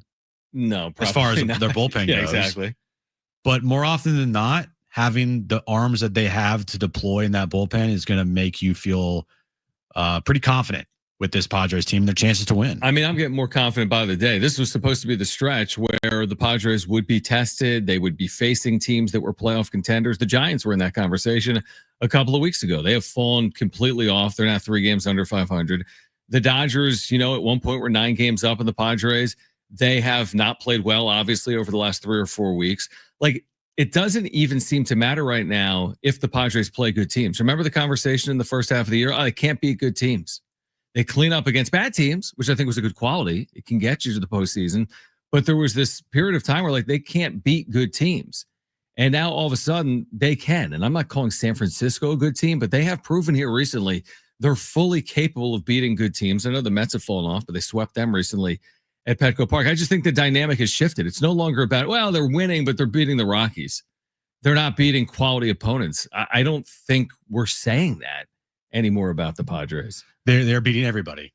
Everybody that's in their way, they're beating. The narrative of they can't beat good teams anymore, I still, would like to see them play against the Dodgers before I can fully say what I want to say. Mm-hmm. But it does feel like those talking points that we had kind of feels like those talking points are like to the side now. Yeah, because the Padres are one of the better teams in baseball. Would you agree? They are. And I just remember you saying what their record was against teams that were over 500. It wasn't pretty, but it's changed. I don't have it in front of me, but I'll pull it up right now. Like the Padres right now against teams over 500, and again, a moving target. The Padres against teams over 500 are basically 500. They're 28-31. That's not bad. There was a point this year they were like 14 games under 500 when they were playing teams over 500. Shoot, you can get out of this weekend, win a couple of games in LA. You're only a game or two under 500 against teams with winning records. It was always, to me, a tall bar to cross that they were going to win in the postseason if they were awful against good teams. And that's who they were in the first half of the year. Now they've been much better against good teams. So I don't feel like it's as high of a bar for the Padres to play well against good teams. And because I'm with you, I think they have one of the better teams in the sport. So they should be playing well against good teams. Yeah, it changes when you go from a team that's fighting for your playoff lives and, you're trying to get that 6th seed to, oh, the Padres are one of the best teams in baseball. Yeah, exactly. Right? Yeah, they went from, are they going to get in, to how high can they climb in the standings? If you asked any baseball person that covers the sport, would you consider the Padres one of the best teams in baseball? I bet you all of them say yes. Because all of them right now are saying that their roster, as it is constructed, is one of the best rosters in the sport. They have, I think, the best bullpen in baseball, and I think everyone would agree with that. So like having the best of something, I think automatically, and you're also the record that you have, I think that automatically puts you in a conversation of one of the best teams in the sport. Is any part of the Dodgers having a 17 or 18% chance of winning the World Series surprising to you when you look at something like Fangraphs? Like, is that based on what was accomplished last year or based on what is possible moving forward? Like, what is it that separates them from everyone else in the World Series odds? Is it their roster when healthy? Is it their 2024 success? What is it that makes them they've got a 17.4% chance of winning the World Series and nobody else has a better than 10% chance? I think it's a couple things. One, Shohei Ohtani, he's going to be the MVP again.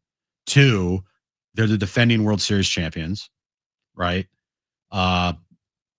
Three, track record. Over the course of how many consecutive seasons have they won the NL West?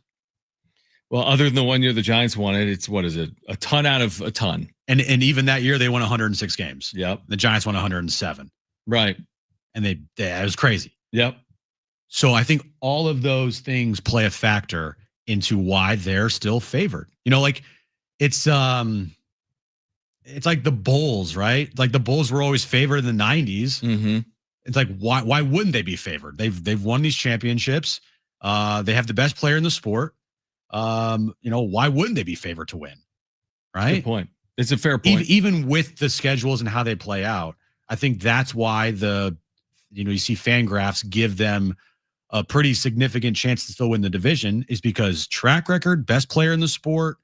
They still have a really cupcake schedule after they play the Padres, and they just won a World Series. We shall see. Again, Padres and Dodgers coming up on Friday night from Dodger Stadium, the first of a 3-game set. We'll get to the wrap on the other side.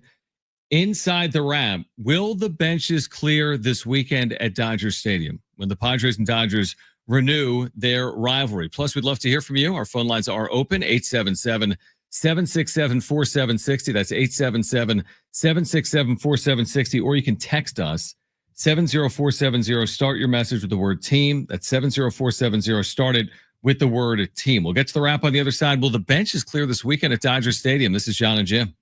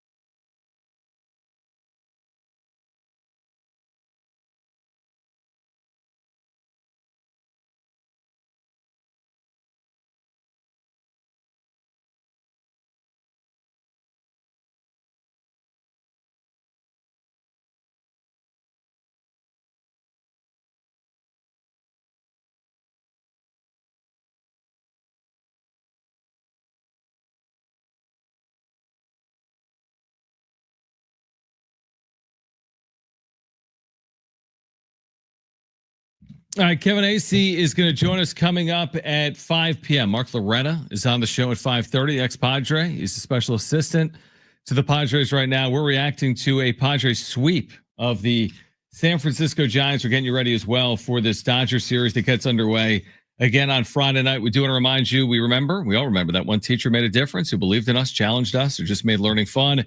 Now's your chance to say thank you in a big way with iHeartRadio's Thank a Teacher, powered by Donors Choose. Nominate outstanding public school teachers gone above and beyond for their students to win $5,000 to stock their classroom with whatever they need. Today's teacher of the day is Melissa Pitcher, kind of fitting, who teaches at Sunset Hills Elementary. People told us she inspires students through STEAM at science fairs, doing community volunteering and gardening. Congrats, Melissa. You're in the running to win $5,000 for your classroom. Nominate your favorite teacher at iHeartRadio.com/teachers. All right, let's get to it. It's time for the wrap. Presented by Sombrero Mexican Food. Check out their website at sombreromex.com. Do the benches clear this weekend at Dodger Stadium? I'm going to say no, because what purpose would that serve? I do think the Padres in this series will be all business, unless provoked. I do think the Dodgers could pull some shady you-know-what, just because they're trying to light a fire under their ass because they know they're playing bad baseball. And Dave Roberts has a history of doing shady stuff, to get his team going. So I think from a Padres side, I don't think they're going to be doing anything unless provoked. Mike Schultz always said, we don't start it, we finish it. But Dave Roberts, he starts stuff because sometimes he knows, he can't just have his team go out there between the white lines and compete and win. He needs to do shady stuff outside the white line to try to get his team motivated to go. It really worked to a T last October, didn't it? I mean, trailing 2-1, the sinister sling and how the series and the fortunes of the two teams turned around. And yeah, I would not put something like that past them. I mean, they might need to motivate their team. I'm talking about LA. So maybe from their perspective, it's worth, the shenanigans. I think from San Diego's perspective, don't do it. No mound charging, no hitting LA batters. Just play your game. I think you'd rather prove it on field with your play than do it with any of this extracurricular stuff. So again, I wouldn't put it past LA. I'm with you, but I don't think the Padres need it, truthfully, this weekend. Next question. Is Fernando Tatis Jr. back? Well, he's playing every day, so he's not gone anywhere. But he is playing better of late. 2 or 3 today, 3 RBIs. You look at his game logs since Friday night, which was, I don't want to say rock bottom of his season, but it was a pretty low point, after that game, all the questions about Fernando Tatis Jr., Mike Schultz snapping back at Marty. Since that night, 2 for 5, 2 for 3, 2 for 5, 1 for 4, 2 for 3. He's just, a couple doubles, 4 RBIs. He scored a run in every game except for one.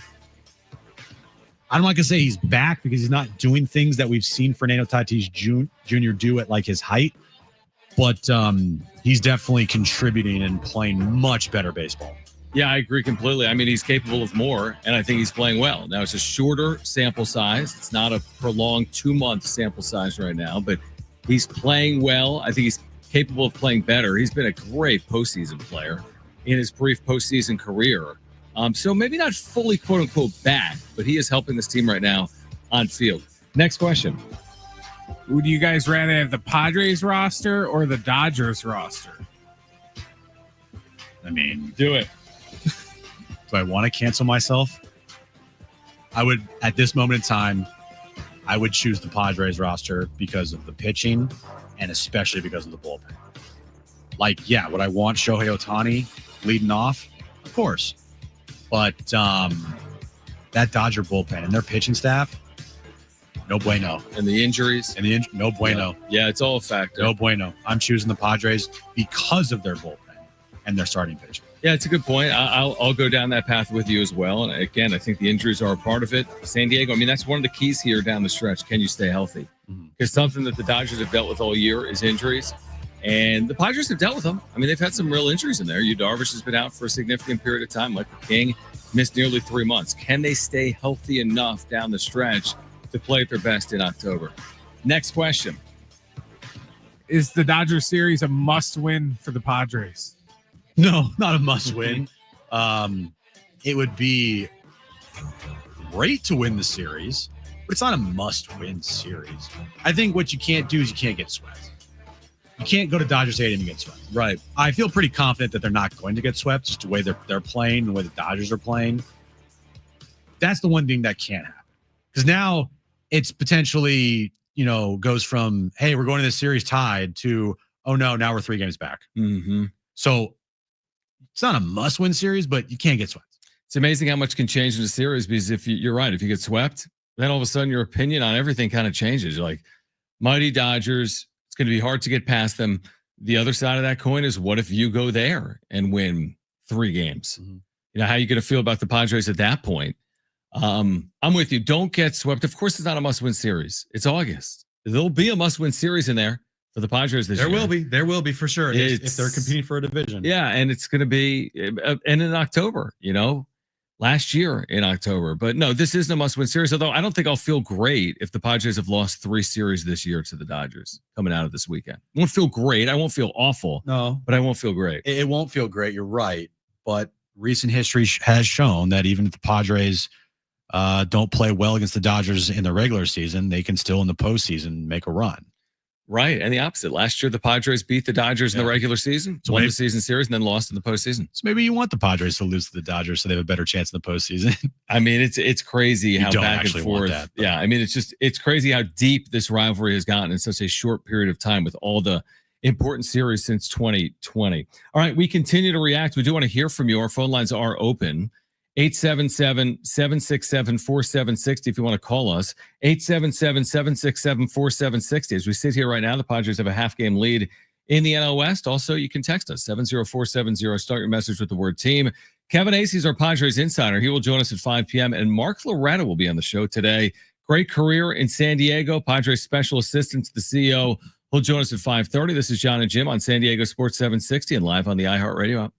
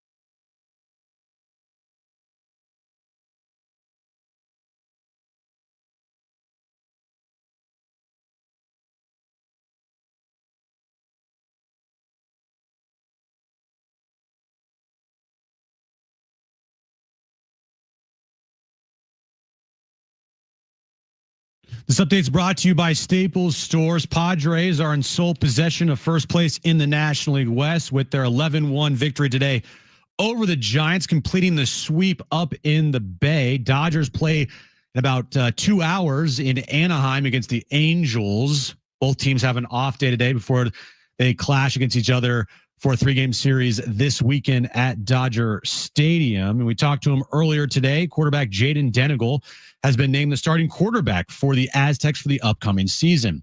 How many times have we all said that was easy? Well, the Staples Easy button is back, and it's got everyone saying it again for custom prints, shipping services, even passport photos, plus quality products delivered next day to over 98% of the U.S. Staples. That was easy.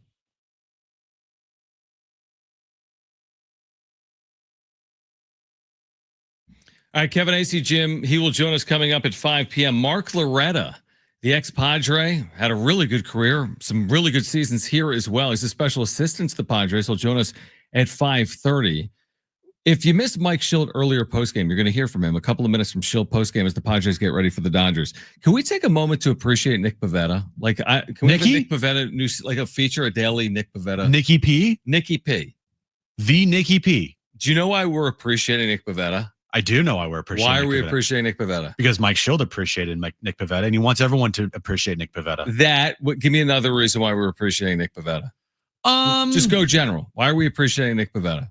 Because he picked up another win today. Because he's been awesome. He's been great. He's 12-4 with a 2.87. He's having a career year. 12-4. I know. So he's pacing to go 16-5 with a 2.87.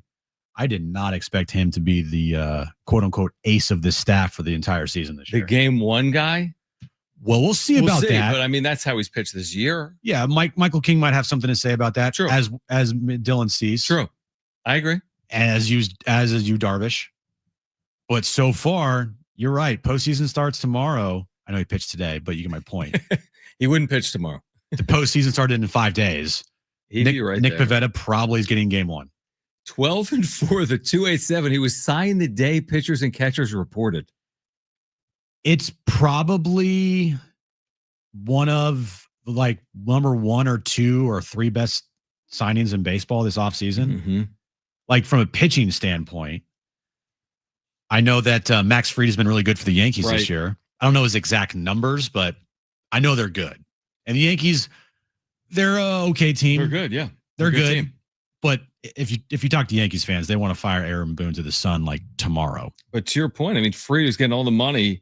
12-5, 2.94. Pivetta 12-4, 2.87. Right? Yeah. Show me a better starting pitcher this offseason that signed for big money that's doing better than that. And I like your point. He gets Cy Young votes. If this was it, if the season's over today, I don't think he's winning it, but I think he's a top 5 qualifier here for the Cy Young in the National League, going 12-4 with a sub-3 ERA, maybe somewhere in that ballpark potentially. Well, Skeens take away the record last night. I mean, Skeens did give up 4 runs last night, and he's 7-9 on the year. Yeah, but even with the last night where he gave up 4 runs, his ERA is still 2.13. Okay, with a sub-1 WHIP, 166 strikeouts and 148 innings pitched. Great year. Yep. I think if he gets to like 10 wins, which is going to be hard because the Pirates suck. Yep. Like say he goes 10-9. He'll win it. He's winning the side. He could win it at 8-10. Right? He can win it. DeGrom's done that. Yeah, he can win 7-9. Yeah, probably.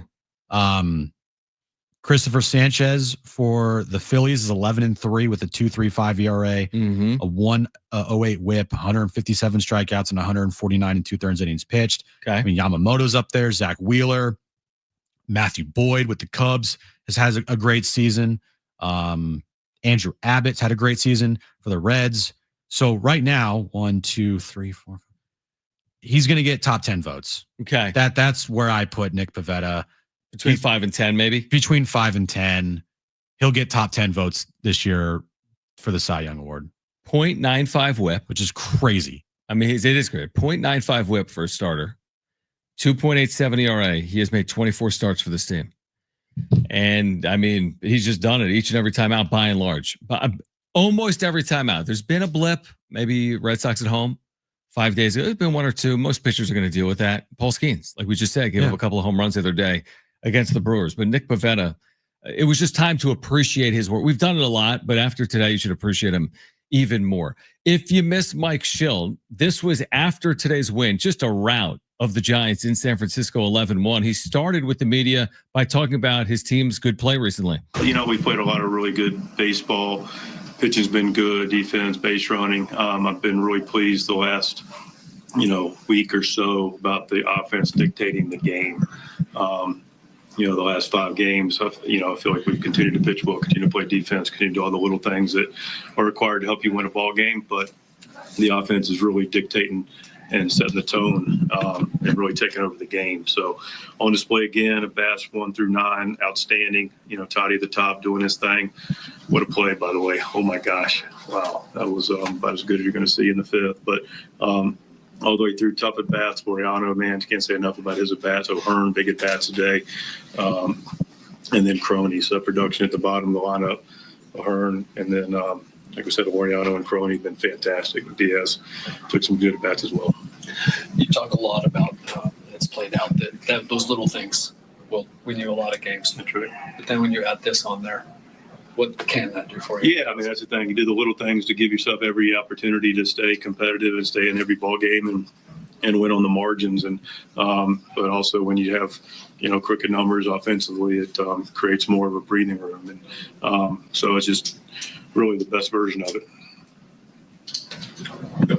First place either way going into Friday, Dodger Stadium. How do you feel you guys match up this time after, especially after the deadline? We feel good. We always feel good regardless of who we play. So we're excited to go compete. And, clearly it's a series people are going to be paying attention to. And we're just going to go play good, clean, fundamental Padre baseball. Pavetta was good today, too. We don't want to leave Nicky out. He was really good. That was good. And Yuki, that was a nice job for his clean, quick, too. So. What does the 10 run, like you're up by 10 runs in the 5th inning, you have an off day tomorrow, you can kind of reset going into that series. What does that do for you? It's important. We got the off day, which we knew we were going to get a reset anyway. But we had some guys down last night that now are getting 3 days. Guys that carried the mail last night, bringing home Morion, Adam, and Suarez. Also, them be able to get their full 2 and everybody rested and, full bore. What distinguished Buffetta today? He really, he did a lot of deeper counts, but he made pitches when he had to. And he got better as he went, which is a great trait. I thought he kind of kicked into gear about the 5th inning and started really getting counts, balls going where he wanted to. The breaking ball was more quality strike. But he competed well and just, did his part to keep it right there. You guys will give you good at bats, but what sets Laureano apart? He's kind of relentless. He is. Relentless is a great word. He's a tough-minded guy. He's got nice, quick strokes. Sees the ball good. He's very he's a hard-nosed guy. Takes just really tough at bats. He's got a nice short swing, as I mentioned, and knows what he's going to see, and he's not trying to do too much. He's the whole field. Two second innings in a row. He's had a big long at bat. Yes. Did you find both of those to be significant in terms of setting up? No question, absolutely. I mean, listen, that's a drain. On the other pitcher. We celebrated earlier today. Had a really nice long at bat before Iglesias' homer yesterday. Today, long at bats, and was able to capitalize on it. So yeah, those long at bats are draining. And Crony takes a lot of good long at bats at bottom of the order when they're doing what they're doing and just sets everything up for the whole 9. Even Jim couldn't jinx the Padres today. Look, I get it. 11-1 win. I get it. It was in the 4th inning when I tweeted that out that the game was over. End of 2. You tweeted out. Oh, I did. Yeah. The 2nd inning ended. Oh, I'm sending this out. Yeah, we were in our office, and I was like, I'm gonna send this tweet out. Like, do it. Pavetta gets through this inning, 1, 2, 3. I'm like, do it. And then the second you did, I'm like, what are you doing? And then in the bottom of the 3rd inning, the Giants loaded the bases with no one out. No, 2 outs. I know, and I'm like, no, yeah. Dude, I was sweating then.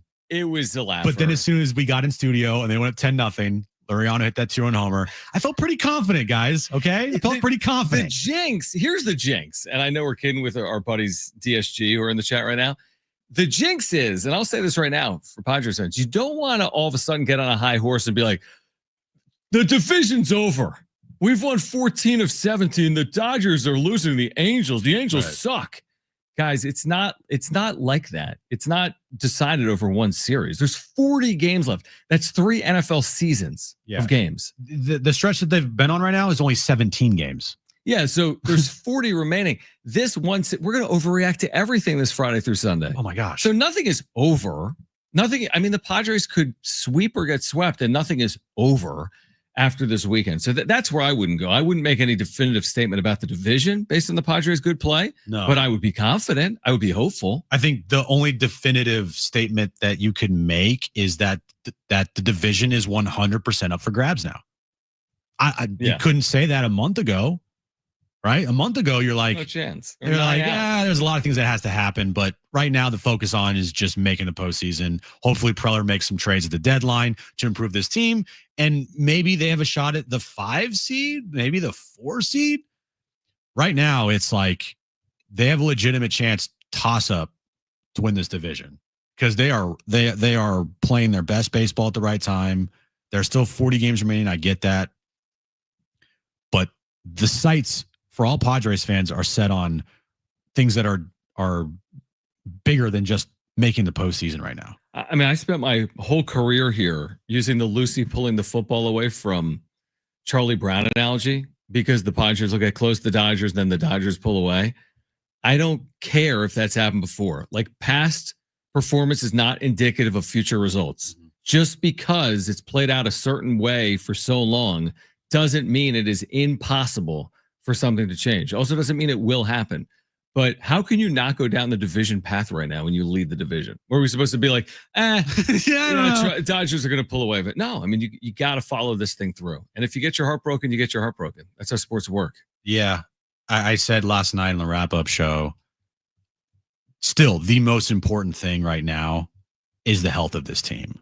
Like, if they make it as a 5 seed or a 4 seed, but they're fully healthy, right? I think you would be disappointed if they don't win the West because of where they're at right now. But still, it's like, okay, they're in and they're fully healthy. If they like, think about this scenario. Say they do win the National League West. Okay. But they're banged up.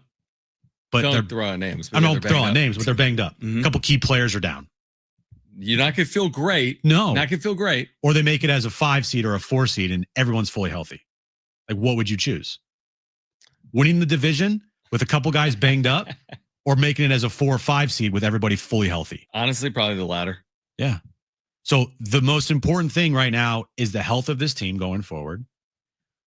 The next goal is winning the National League West. And then the next goal after that is winning the World Series. That's a good goal.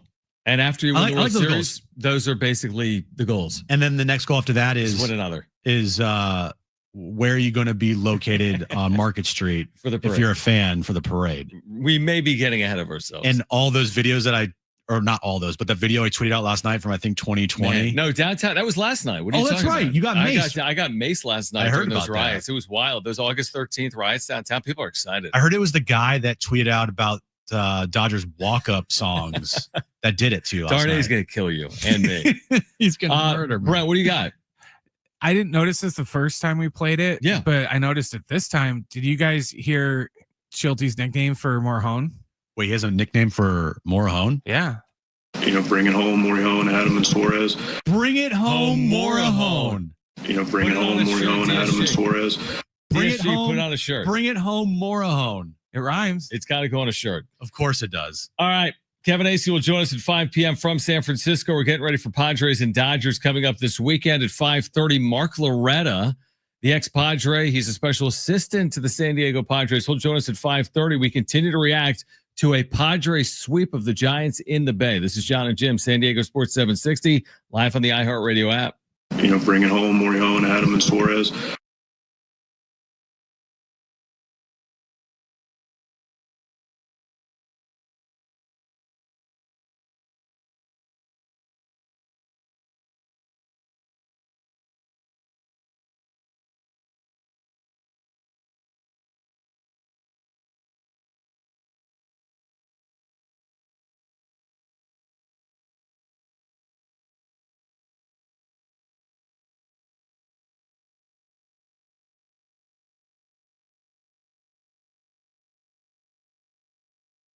So if you're maxed out on credit cards or struggling with high interest debt, you could pay it all off in just days with Loan Pronto's Rapid Equity Loan. Hey guys, it is Schaefer. Get cash now without touching your low rate first mortgage. No appraisals or waiting, no BS. It's the Rapid Equity Loan program at Loan Pronto. It really is amazing. One Loan Pronto client just got $300,000 approved in under 24 hours.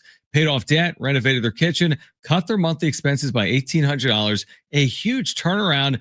Loan Pronto, instant approvals, low rates, no hard credit pull up front. Your home equity is yours. Use it. Get cash to consolidate your debt down to one easy low monthly payment.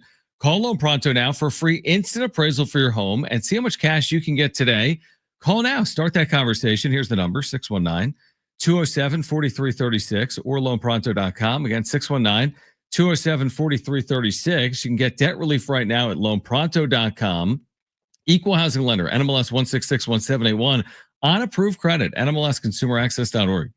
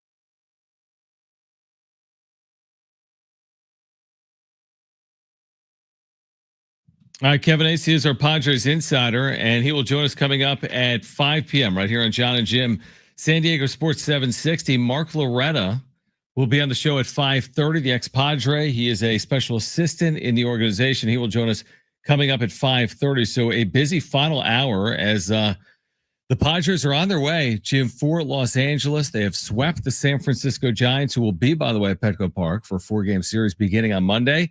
As this 13-game stretch, 13 consecutive games against the Giants or the Dodgers continues this weekend. And I think the excitement is at an all-time high now for this 2025 regular season. And I can't wait to overreact to everything beginning in the top of the first inning on Friday night.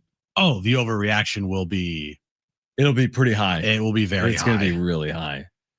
Like if they win on Friday night. Oh, like the scenario of the Dodgers losing tonight against the Angels. By the way, huge Angels fans tonight, everybody.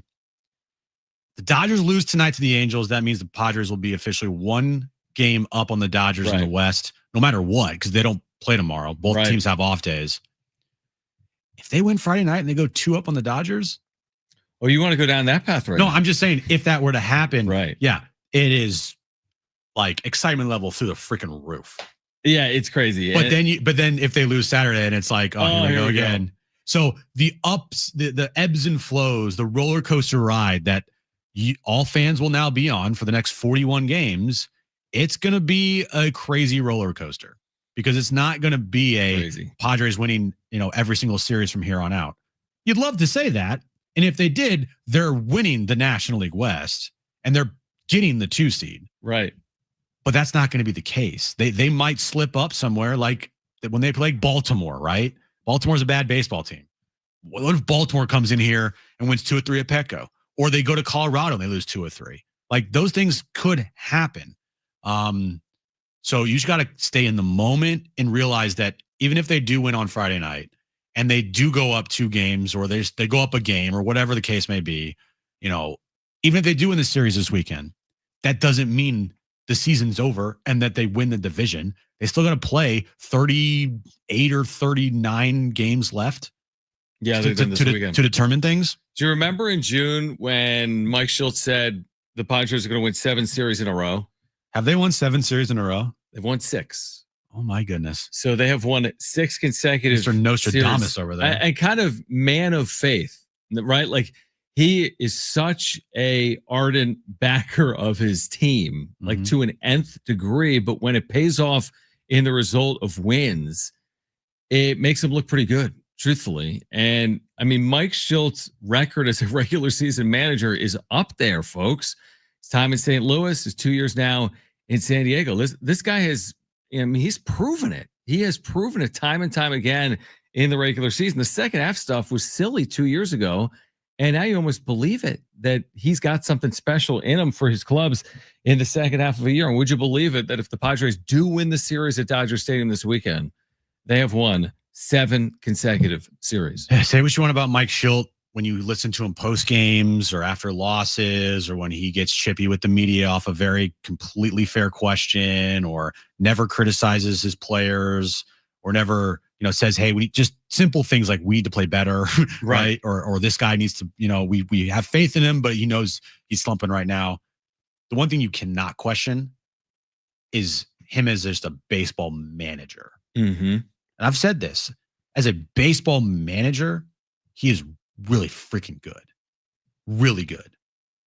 All the other stuff that annoys me, you can deal with it. You can be the cringy guy post game, the never, talks about his team in a bad light or not even a bad light, just saying simple things like, hey, we need to pick it up and be better. Right. You could say all that aside. The only thing that matters, and thankfully, it's him as a manager and his win-loss record. His win-loss record is extremely good. Really, what I really like about him is his desire to always go for it in a game. Like the other day, Nestor Cortez is on the mouth of 4-1 lead. Padres are going to the playoffs regardless of what happens there. Now, I think there was first and third 2 outs after a replay review. And he said, you know what, forget, I don't care if Nestor Cortez gets the win. I care if the team wins the game. And he immediately went to his A team of his relievers, and the Padres won the game going away. He's done that routinely all year long. Randy Vasquez, now Nestor Cortez. He has no fear of putting his team in the best position to win. Everything else kind of be damned. And I like the way he uses his bullpen. Now, it hasn't always worked out perfectly. No manager's perfect. I don't think he's been a perfect postseason manager, certainly, but he goes for it. I remember some of the criticisms I had of Bob Melvin was it felt like sometimes he didn't go for it. He would slow play pitching decisions. And Bob Melvin has had his share of success, make no mistake, including in 2022 with the Padres. But Schultz operates in a different way. He is fully content to go to his bullpen with 2 outs in an inning and the base is empty because he is in the, the business of winning games. And I think he's a good in-game manager is what he is.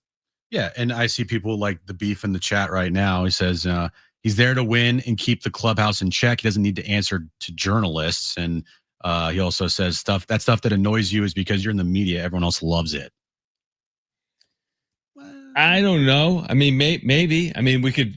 That's anecdotal. We could put a poll question. Do you love Mike Schultz with the media? Do you love what he says publicly? I bet you a lot of money if I were to ask everybody in the organization about their thoughts on Mike Schultz post games. Mm-hmm.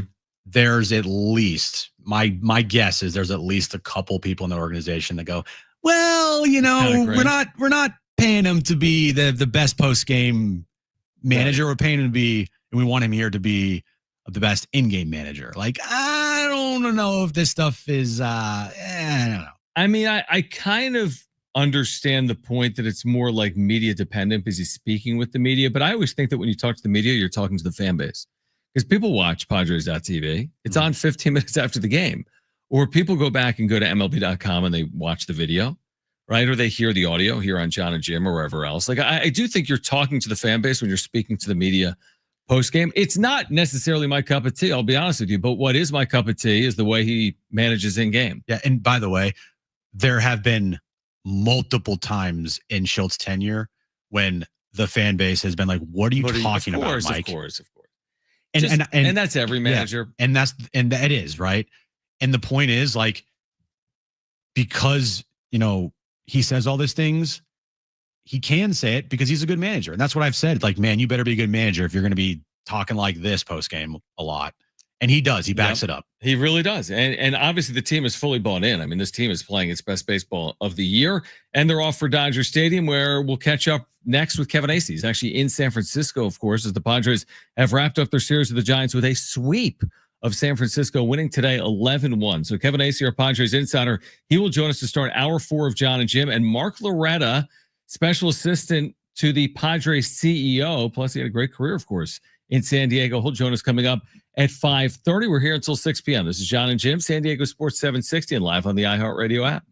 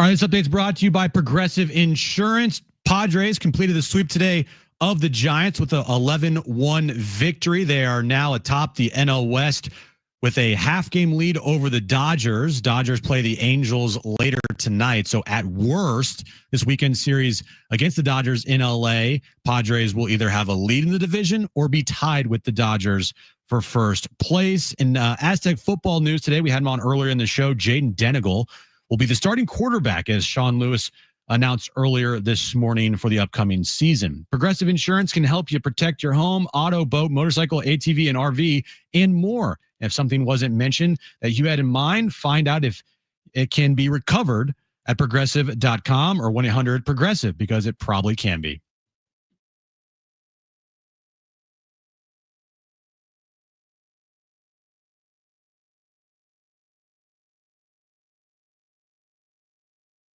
All right, final hour of Jon and Jim. Mark Loretta will join us at 5:30. Kevin Acee, our Padres insider, back with us from San Francisco, where the Padres have completed a sweep of the Giants. Jim just told you that. They're getting ready for the Dodgers on Friday night in LA. Kevin, we appreciate you taking time for us.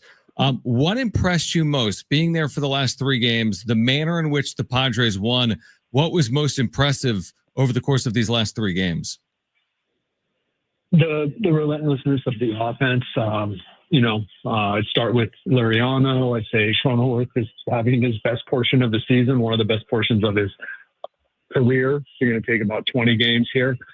But the offense becoming what they, wanted it to be, what they sometimes claimed they were, but it actually happening now. And then you pair that with really good pitching and the little things that they take so much pride in and that they have basically done and that have won them a lot of games this year. But you pair that with then the offense as it is right now and as it has been for 2 weeks at least. That's pretty impressive. It's impossible to not be impressed by. I will throw all sorts of caution out there that, all right, this big weekend, wow, it's huge. Oh, and then the Dodgers come to town, and then, oh yeah, there's still a month to play. But I will say that as of right now, you can't be much more impressed with how the Padres are playing. They were playing good baseball before the trade deadline. They won 5 games in a row leading up to the trade deadline here. So, I mean, from everybody's standpoint, including yours, Kevin, how much credit are you giving AJ Preller here? When they're winning these games, how much are you thinking oh, that was an AJ Preller win, that was an AJ Preller win? Because the moves that he's made, every single one's paid off so far. Yeah. I mean, Laureano was huge. Fermin is big. I mean, Nestor Cortez. If Nestor Cortez is this year's Martin Perez, then, looks pretty good so far. I mean, O'Hearn is, getting on base and had some hits today. I mean, you're right. Sorry, I didn't mean to shilt you there by going down and giving you play-by-play of what you just said. But yeah, that is, I don't know that I've gone after, what was it? Was it the first game or one of the first wins?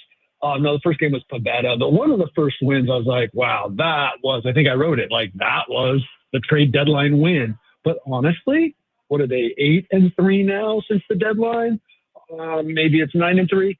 A lot of them have at least had one of those guys coming up huge. So for me right now, I mean, it's between Fermin and Laureano, not that you asked me, but Laureano has been the best player so far. The fact that Fermin has come in and locked down the number 9 spot out of the catcher position is just monster.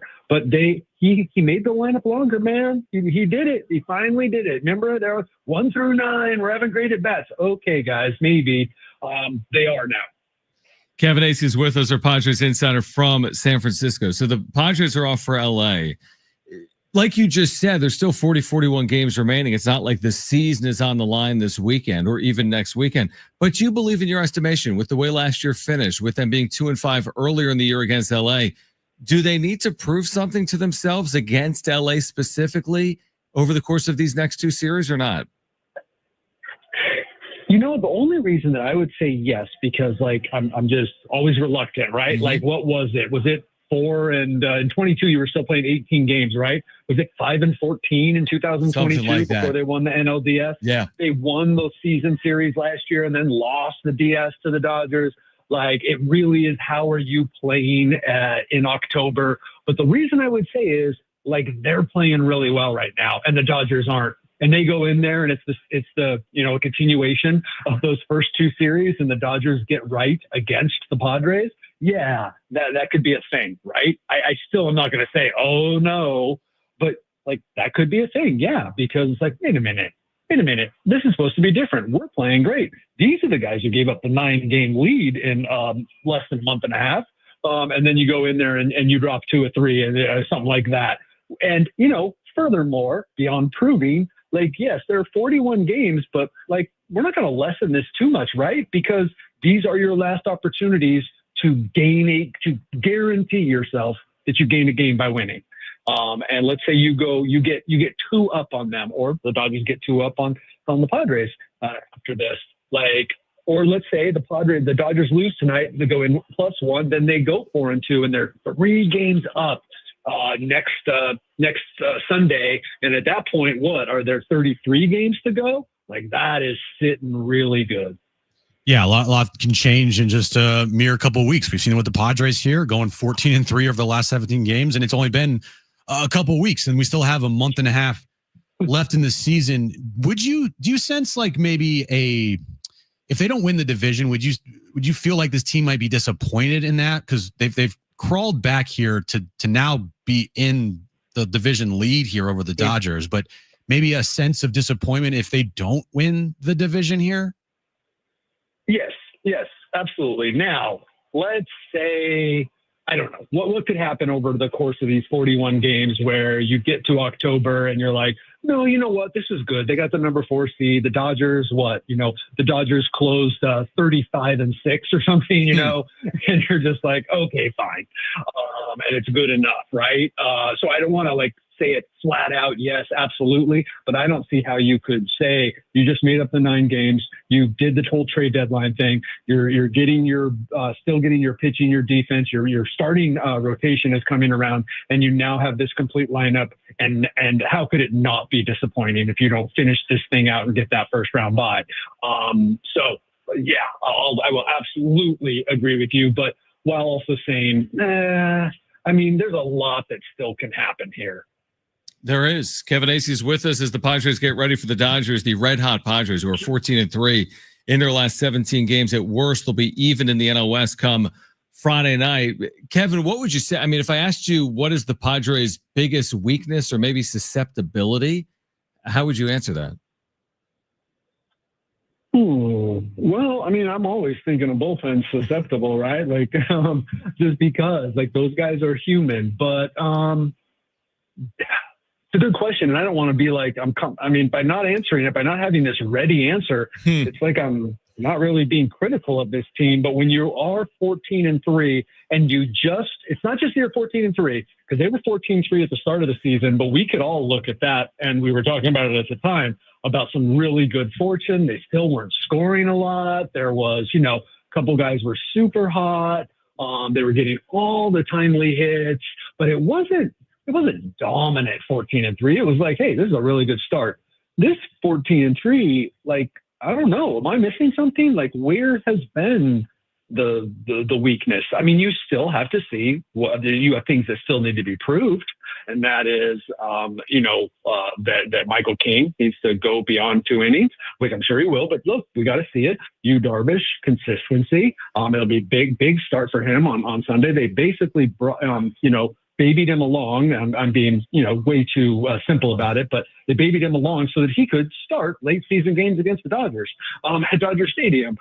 So that's a big start for him. So maybe the starting pitching I would go with. Dylan Cease. I think we watched Dylan Cease be inconsistent for too long to just go, 2 really good starts. Oh, Dylan Cease is back. I think that would be naive. I'm not saying he's not. He is doing a lot of the things that he, was trending toward doing, and now it's turning into zeros, and so that's good. But I would say maybe the starting pitching. I don't know what you guys think. It's hard.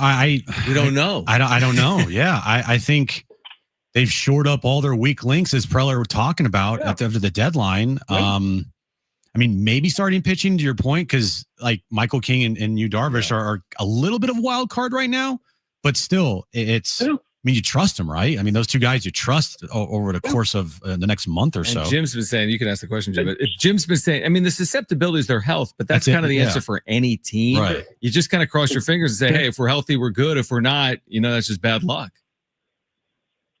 Yeah, I like all of it plays into it, and we all, between the three of us, we mentioned it, right? Like, it's not just they're playing well. It's like in the middle of this playing well before the deadline, then get these guys that are, that Preller makes the declaration, and we all go, oh, wow, well, they addressed all of their needs. We don't know if these guys are any good. Then they all start out playing really well. Maybe O'Hearn didn't, but he's contributed. And gosh, they got better in the bullpen. So that's where we're at right now. That said, and I'll write it for Thursday when I'm talking about the Dodgers. I was going back and looking at the Dodgers, and like, when's the last time that they were this bad over 32 games? You know when it was? 2018. They went 12-20. Wow. They went to the World Series that year. Mm-hmm. You remember? You know when the last time the Dodgers were this bad over 32 games this late in the season? 2017. Oh, that's right. They went to the World Series that year too. So like, there's just a long way to go. There is a long way to go. Yep. I bet you could win some bar bets, Kevin, if you asked who had the lowest ERA in the bullpen for the Padres. I don't think many people would guess David Morgan, but he currently has the lowest ERA at 1.67 in that bullpen. We saw him be put into a late game situation in a close game in this series.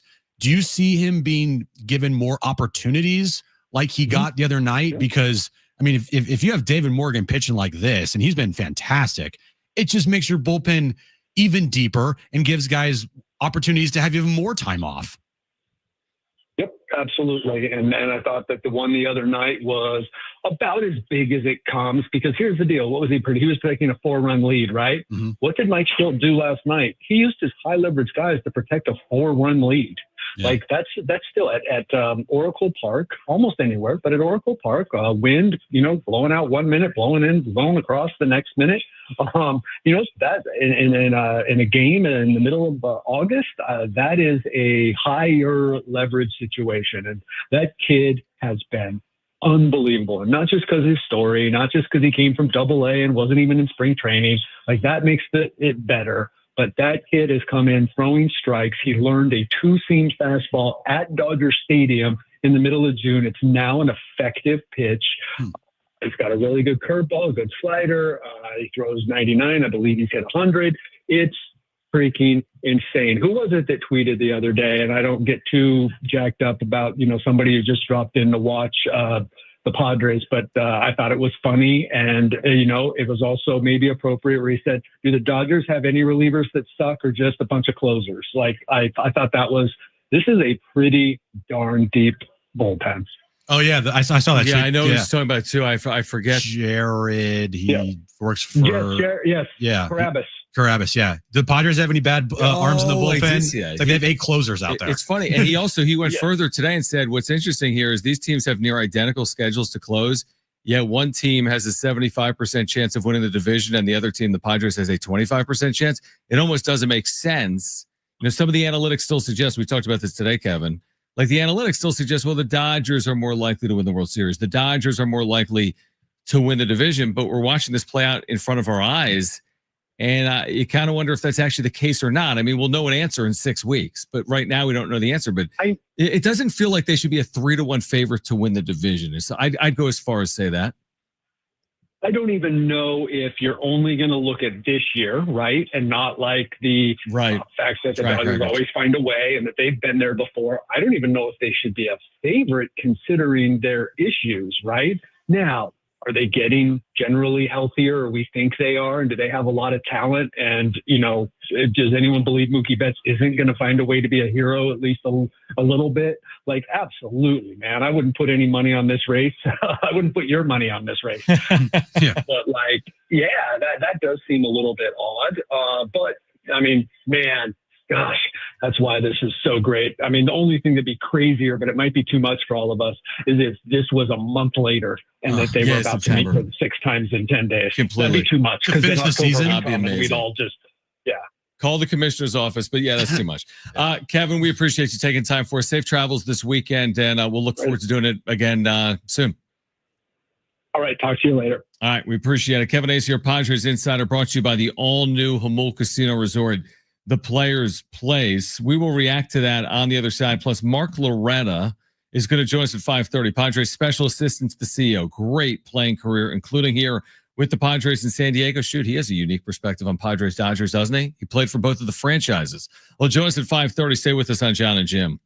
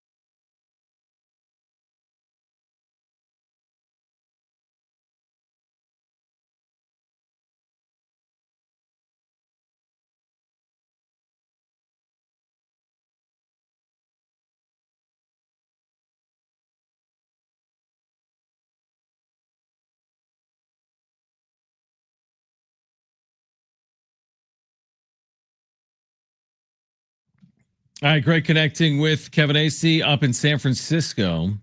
I don't think we're going to have Kevin on Friday, by the way, but we will have him Monday. I think he's dealing with a personal matter. So he will be with us Monday. I don't know if we'll be in Los Angeles or not. Should we ask Darnay to come on the show? Oh, man, that's kind of like a sore or like a tough topic, isn't it? Tricky. Well, here's the thing. We need to like waste one of our asks for Darnay because he's already going to tell us no the next time we ask. So then we should ask him like tomorrow to come on the show. He'll say no, and then we'll ask again Friday, and he'll come on. Yeah. So this all stems from because we just briefly touched on it yesterday that there was like this NBC7 tweet where they said like, "What's your?" I'm even paraphrasing. What was it? Favorite Dodger walk-up songs, or here are the Dodger walk-up songs? No, it's like Dodger theme song. It was like the Dodgers 2025 theme song is "Walk It Like They Talk It" or "Walk It Like You Talk It." And it came from the San Diego account. And everyone's like, "Well, what is this?" And then Darnay had to like kind of put out the fire, so to speak. Well, everyone was blaming Darnay. He had nothing to do with it. It's like the corporate account sends it out, and he works for NBC7. Now everyone's coming after Darnay. Like, how could you tweet this about the Dodgers? So we kind of piled on. And of course, we went after Darnay. Like, oh, Darnay, like. But so I don't think he's thrilled with us. Although I did see him today, and I played it cool. Like, hey, is everything good? He's like, yeah, it's better today than yesterday. But I didn't go down the path of like, do you hate me and Jim? Because we know how it is. If there's a like today, perfect example. If somehow in some universe the Padres lost today to the Giants after going up 7-0 in the second inning, and I tweeted that out, you never hear the end of it. My night is ruined. Your night is ruined. My day is ruined. My week is ruined. I'm can't canceled. Sleep. I'm basically canceled. I will for like 2 days. Yeah, but still, people will remember that. They'd be so pissed at you. I become the human jinx. Now you went for Darnay didn't tweet out like, No. "Hey, here's my favorite Dodger." No, I didn't do that. I was just simply stating today's game when the Padres went up 7-0. This game's over. It's over. Yeah. Like if you've like the Giants. And watching them, like, they're done. All right. Just look at the numbers. They're done. Mm-hmm. They scored 7 runs in the last 45 innings combined. They weren't scoring 7 runs today. Right. So I felt pretty good about that tweet. Like a 95% chance. More than that. 98% chance. Maybe 99% chance that nothing was going to happen. And that's what happened. They piled on. So I get it. If there's a tweet out there that I put out or you put out or something gets clipped of us and put out on social media, and we get a bunch of hate for it, like it impacts you. Here's the thing. I never tweet like that, but I did. I got caught on the Ohtani thing. I went down the path on some random wrap-up show 4 years ago saying how bad Ohtani is and then end up on Yahoo Japan. That's fine. It's Yahoo Japan. And honestly, what's the saying? No publicity is bad. We were saying that to Darnay yesterday. I don't know if that's the case or not. They got crazy engagement. Got engagement. Congrats on the engagement. Congrats on the engagement. That's the name of the game. But yeah. But are we going to do that when the Padres go up 1-0 against the Dodgers in the second inning? Probably not. Like, oh, this game's over. Oh my Division's over. Dude. Like, dude, that's scary. Because people put it all on you. If they like swept the Dodgers after this weekend. You said division is over. Book it. Like I can't even. Yeah, you can't. You just can't. You can't do that. You can't go down that path. Speaking of Dodger fans, you know what I have not done today, John? Gone to like DodgerFan.com. No. To see what they're saying. No. Oh, has anyone come after you today in the text I wanted line? to see if that 619 number that is a Dodger fan. Yeah, he hates you. Is texting me today. What was he mad at you about yesterday? Ohtani, right? Yeah, because I said Ohtani sucks. And I hate it. It's like he's coming after you for defamation. And he's shady. Right. Now, I don't think he's texted today, has he? Let me check. I can look to see. No, he has not texted today. Maybe he's not listening today. We know he's listening, though. Right. Text us. I see the amount of text messages that he sent into the show, or she, and they listen a lot. Yeah, you're doing a lot of listening. You are doing a lot of listening, and you're intently listening to us. 100%. Word for word. So when I say Ohtani is overrated or something like that, you'll text it. You said he's overrated. He could come after you for defamation. Yeah, I'm sure that must be on his list today. I'm sure Ohtani's going to sue Jim Russell on iHeart San Diego. Yeah. All right. On the other side, Mark Loretta is going to be with us. Mark Loretta is going to be a part of what's going on this weekend at Petco Park, the Dick's All-American Classic, Sunday at 5. We talked to Trevor Hoffman, who's managing. Mark Loretta is going to be in the dugout as well. Sunday for the Dick's All-American Classic, which is a premier high school game put on by Perfect Game. It's a free game. It's this Sunday, 5 p.m. at Petco Park. So Mark Loretta had a great career. I mean, a long career. Padres, a number of teams. And he's now a special assistant to the CO with San Diego. He's going to join us on the other side. We're here until 6 p.m. This is Jon and Jim, San Diego Sports 760 live on the iHeartRadio app.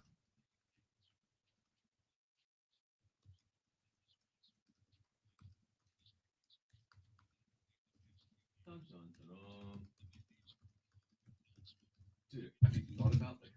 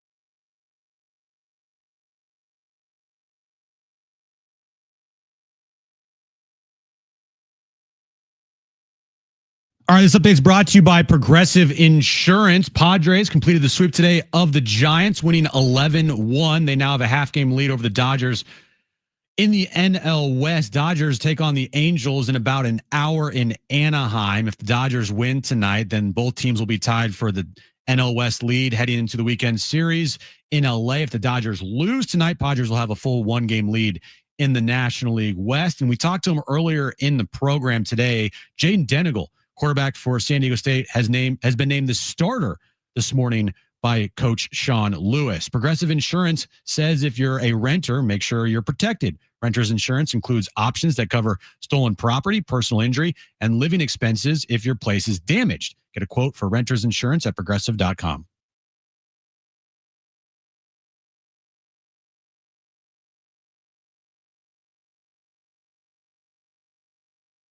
All right, Jon and Jim. San Diego Sports 760. Jim's back page coming up. Can't wait for that. Said no one ever. Mark Loretta is scheduled to join us. I'm going to throat check you. Is that honestly?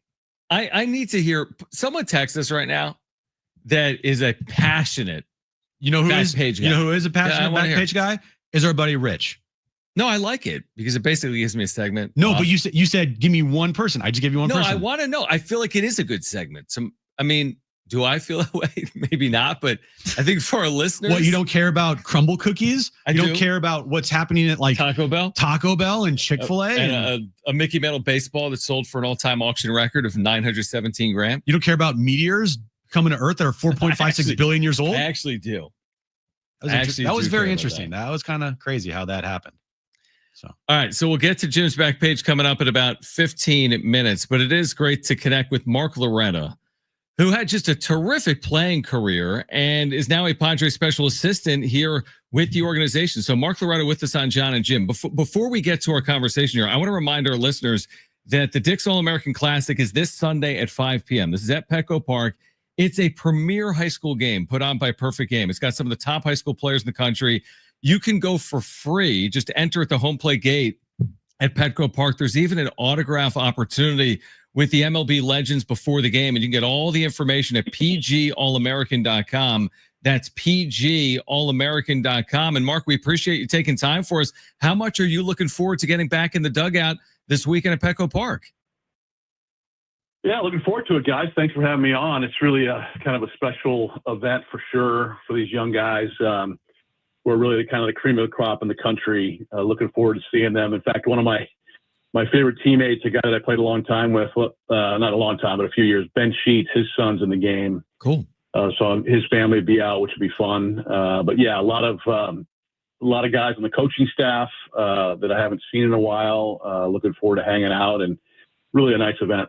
Yeah, we had Phil Nevin on. You know, his kids have been in this event and going on to play professionally. What's it like to see guys that you play with and their kids playing in, events like this weekend? Makes my joints ache a little bit more. I'll tell you that. Yeah. You start feeling your age a little bit when, I don't know if you guys would agree, but over the last, 10 or 15 years, it seems like there's a lot more sons of major leaguers who are making an impact in Major League Baseball. Before it was kind of a rarity. Now it seems like, geez, you look at the Toronto Blue Jays and, when they had Biggio and then now they get Bichette and Vlad Guerrero's kid, and it's just, they're all over the place. So obviously these kids have grown up around the locker room, some of them, but for the other guys who haven't, it'll be just great to see them compete. I'm really glad it's back in Petco. It's gone away for a few years, as you guys know, to Arizona, but this is where it belongs. So again, if you want to go this weekend, free event, Sunday at 5, pgallamerican.com has more information. Again, autograph opportunities with the major leaguers. First 1,000 fans get a free poster. It's free admission. Just enter at the home plate gate at Petco Park. Mark Loretta is with us, had a standout career in San Diego, a great major league career, a special assistant in the Padres organization as well. So let's go there. I mean, what has this been like for you to watch all of this on-field success? We're watching a Padres team right now that at very worst is tied atop the NL West. From your seat, how enjoyable has it been these last few years? It's been fantastic. I honestly didn't think we could get to this point where, Petco Park is sold out every single night.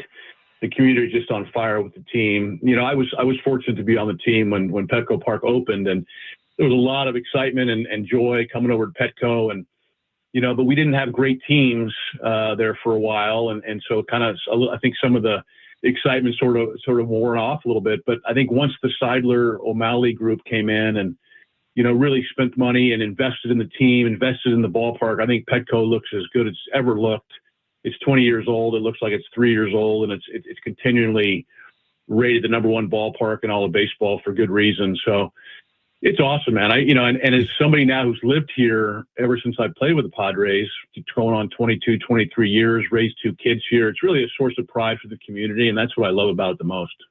When you look at the team on the field this year, what chances you give them to make a run here and potentially win the first World Series in franchise history?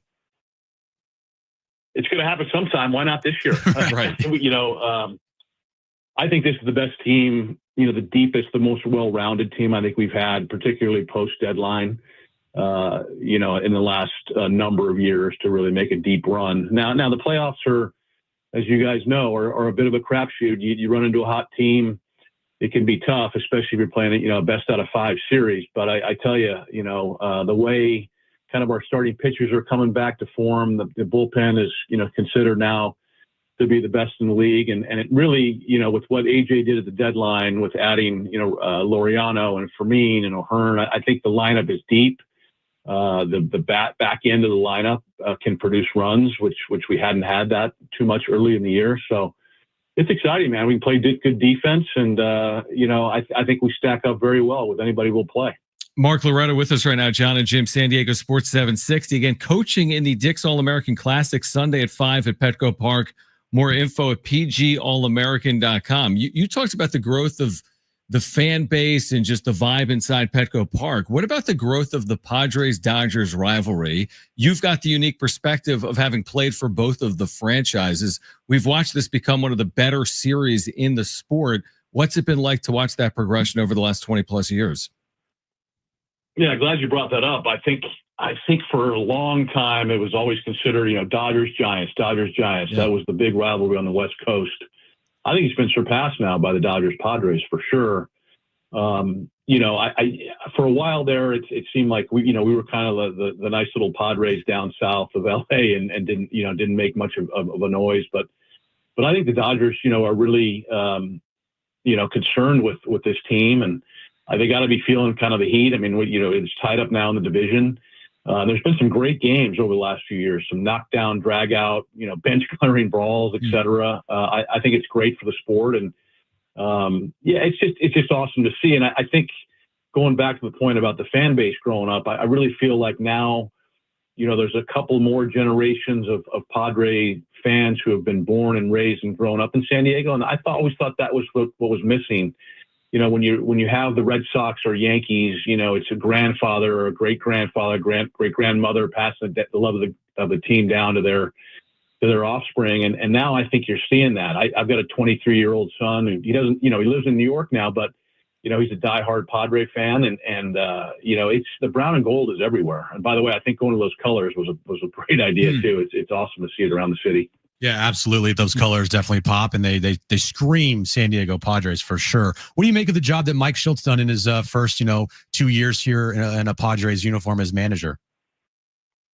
I think he's done a great job. I think Mike's won everywhere he's gone. If you look at his minor league record, you look at his record with the Cardinals, he seems to have a really good way of relating to all different kinds of players at different stages of their career, different personalities. It seems like that group is very tight knit, and you never hear a bad word about the staff or the relationship with the players. So I think he's done a tremendous job. Do you have an interest in getting back inside a dugout, like as a coach, or potentially even doing it on the front office side in some capacity moving forward? I tried. I did coach 1 year. Yep. I don't know if you remember. In 2019, I was a bench coach with the Cubs. And I enjoyed that. It was a lot of fun. Joe Madden was spectacular, and unfortunately, we didn't make the playoffs, and people weren't brought back. But it didn't really grab me. I'll be honest. To do that full time, I really like what I'm doing now, which is kind of a mixed bag of things. I spend my time kind of in 3 areas, one being kind of business development, interacting with season ticket holders and sponsors. And then there's a big community relations piece. The Padres Foundation has really grown under the Seidler leadership over the last, several years. And then I do a little bit of player development. I'll go see some of the minor league guys, be in spring training. I was just out with the new draft guys in Arizona, which is a lot of fun to see the wide eyes and the new kids coming through. So it's really a nice balance for me. Allows me to do other things that I have interest in without being there, completely full time. So for now, this is where I want to be. And, watching the Padres and being a part of this organization as heavily as you are involved now, do you get nervous watching, the Padres play, especially, getting late here into the season, heading into a postseason run? I know, does it take you back to your playing days a little bit? A little. I wouldn't say I get as nervous as I did when I was playing. That's a different animal. Although it's funny, I was talking to Andy Ashby the other day, former Padre, and we were talking about these performance anxiety dreams that we have where, we can't find the ballpark, or I'm up to bat, I can't tie my shoes, things like that, which is funny. You get that after you play. So, I wouldn't say nervous, but I hate to miss a game either in person or on TV. It's become must watch TV, and that wasn't always the case. I started as a special assistant back in 2010. So I've been around now for quite a while within the front office. And I don't think it's ever been, this much of a must-see, must-watch type of a product. So funny you say that, by the way, as a broadcaster, especially working in the minor leagues. And of course, you came up in the minor leagues. I always had the recurring nightmare of you don't have the radio equipment. Or the game's being played, but you haven't set up. It's it's the opposite side of a coin, but it's kind of, it's funny that you say that. Mark Loretta with us right now. All right, so you're going to be coaching with Trevor Hoffman, right? I mean, you guys got to win this game this weekend, right? Yeah. I played golf today with Trevor and Nev and Scott Erickson, who's going to be involved with the event as well. And I'd say, Hoffy, what do you want me to do? What do you want me to coach third? He said, I don't know. I will figure it out. But he said, all I want to do is win it. And I said, okay, all right. Well, we'll get after it. But it's really to showcase these kids, have them on a big league field, enjoying that, having their friends, family, coming in from all over the country. Really a special time. How'd you play today? Did okay. Yeah. Won a little bit of money. Not, we didn't bet for a lot, but, had a decent round. We played kind of a funny game where we switched partners around, but, I was on the winning side, which is good. That's all that matters. Yeah. Who's the best of the group? Like the ex-Padres, former major leaguers in San Diego, Southern California. Like who's the best golfer?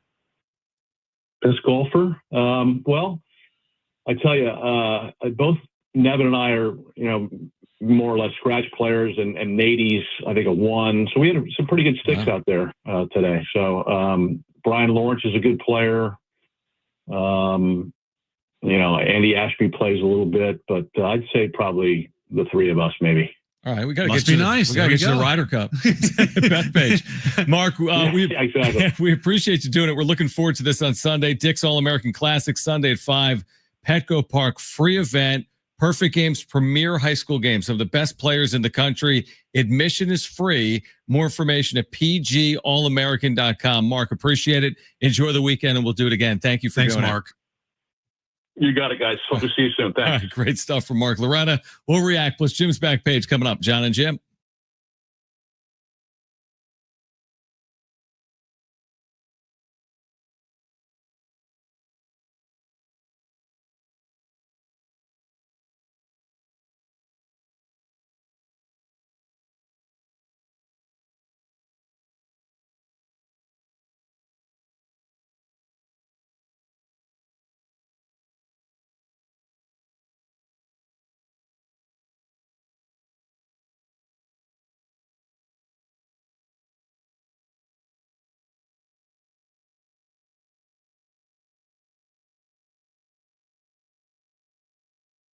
Hey guys, it is Jon and Jim again for our friends over at the all-new Jamul Casino Resort, the Players Place, and now open the hotel and spa at Jamul Casino Resort. It's the next level of luxury. It's arrived. Treat yourself to a stunning new stay, rooftop relaxation, indulgent spa treatments, all the thrills of Jamul Casino Resort, now all in one unforgettable destination. And savor San Diego's ultimate endless dining experience at the all-new Jamul 23. From their world-famous lobster brunch served every morning to their VIP endless dining experience each evening. Indulge in chef-curated specialties, seafood, prime cuts, and decadent desserts, all with stunning panoramic views. It's such a great spot for sports fans as well. Great food. You got to get to Tony Gwynn Sports Pub, catch all the action, terrific food, watch Major League Baseball and more at Jamul and at Tony Gwynn Sports Pub. Make sure to get there this weekend. The all-new Jamul Casino Resort, the Players Place.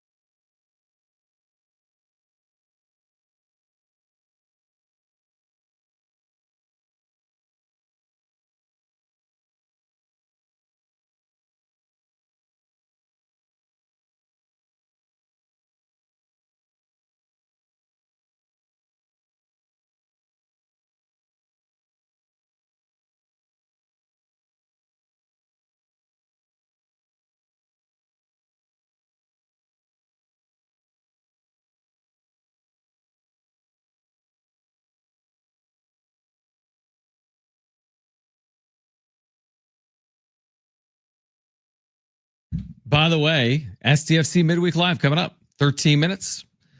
Stay tuned for that. SDFC Midweek Live, Adrian Garcia Marquez, Darren Smith right here on San Diego Sports 760. And again, SDFC back in action Sunday against San Jose. Good to catch up with Mark Loretta. Absolutely. Who is he a better golfer? Or is he a better baseball? I'd say baseball. I played Major League Baseball for 15 years. Here's the thing. When you, I'm not saying Mark doesn't do a lot. He does a lot in the community, a lot with the Padres, but like, it's much easier for him to go out and golf every day than it is for me and you to go golfing every day. If you get what I'm saying. We could get out early, but you're not up. Well, I was talking about the, it takes money. Takes a little money to go golf. Dude, does it? I don't golf, but it doesn't take that much, does it? Are you serious?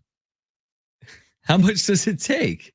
Dude, if you want to go play like a semi-nice course. No, go play like a community course. No. Like a semi-nice course. Community courses, you get on for like $20. Perfect. But those courses aren't like, they're not good. Like I thought Torrey was public. It is, but you need to have, if you have a residence card, it's like $80 around. Okay. So it's still not cheap. Yeah. You go to some places, like they're like $120 a round. It's not cheap. Yeah, dude. but you're doing afternoon drive in San Diego. Give me a break. What are you talking You about? got the cash? No, I don't. You're saying that if you play Major League Baseball, you could play more golf than us? Yeah, I'm saying it's if you're a professional athlete in your day, like go and play golf, like that's the thing to do. But you're a golfer. I am a golfer. I love golf. Wasn't it? It wasn't that long ago. We'll get to the back page in 1 second. Didn't you have like a thing going where you played golf a lot, maybe 2 years ago? Yeah, I got in a golf kick where I got like all new clubs. Yeah.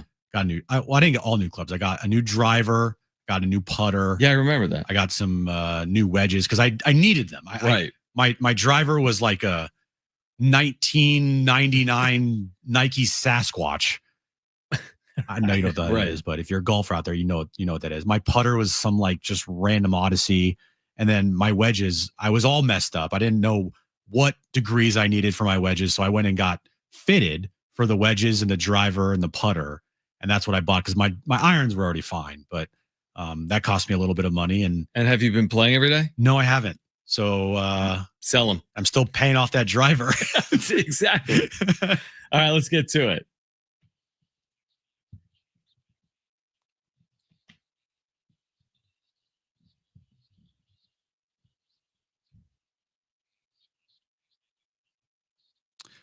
Krispy Kreme, John, is giving away free pumpkin spice donuts and lattes today and tomorrow. Okay.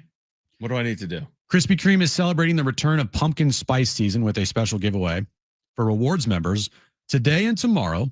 For 2 days only, members can score both a free pumpkin spice donut and a free pumpkin spice latte with any purchase. The offer includes any pumpkin spice donut from the original glaze to the pumpkin spice cake donut and lattes served hot, iced, or frozen with whipped cream. I'm in. Sound good? Yeah, it sounds very good, actually. How late is Krispy Kreme open till? That's a great question that Google can answer. What is it? 24 hours. How about 24 hours? Yeah. How about 24 hours? Or some of them 10 p.m. Daily service from 5:45 a.m. to 9:45 a.m. Or sorry, 9:45 p.m. 9:45 p.m. The one in Claremont. Why are you thinking of going tonight? No, but I do love me some donuts, dude. Donuts are like my maybe tomorrow, like weakness, man. Tomorrow morning, we'll see. Okay, we'll see. This New Heights podcast, by the way, that's I think still going on right now. What are they talking about for 2 hours? Padres Dodgers? Is it still going on? Oh, wait, no, it just wrapped up. Okay. So it literally just wrapped up. So nearly 2 hours. Yeah, I think it was like an hour 45, hour 50. Okay. Guess how many views it has? Did anyone watch? Right now that I see on YouTube. Because I turned it on during the show. Yeah, what do you see? What do you see? Because you saw me. That's what I see. It only says 390,000 views. That's not right. No, it's not right because it's still... Like it takes time. We know that it takes a lot of time. Yeah, like we do shows. They had 1 million people live. They had 1.3 million people live watching this. It's one of the most viewed live YouTube shows ever. Will it do though what we were talking about, the 80, 90, 100 million views on YouTube? I don't think it's going to reach 100. My guess, they repurpose it, I don't know how they're going to repurpose it and stuff. Well, I was scrolling through TikTok last night, and someone made a good point. The reason why this might not be the most watched podcast is because people are going to clip the hell out of it. Oh, yeah. You're going to see everything you need to see. And so you won't need to watch an hour 45. You'll get the 1 minute clip. You just watch the clips. She said this is a better album. Yeah. And if you watch the clips that are aggregated from everybody known to man on the internet, then you don't have to even go to YouTube. Doesn't count towards the views. Doesn't count towards the listens.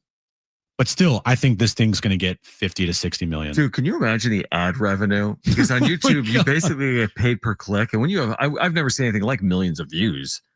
I mean, I can't even imagine how much money this is bringing in. Like, think about this. We've been doing our wrap-up show channel for almost 4 years now. I think 3.5. And we've over just past 2 million views. And we just passed lifetime 2 million views on like 800 videos.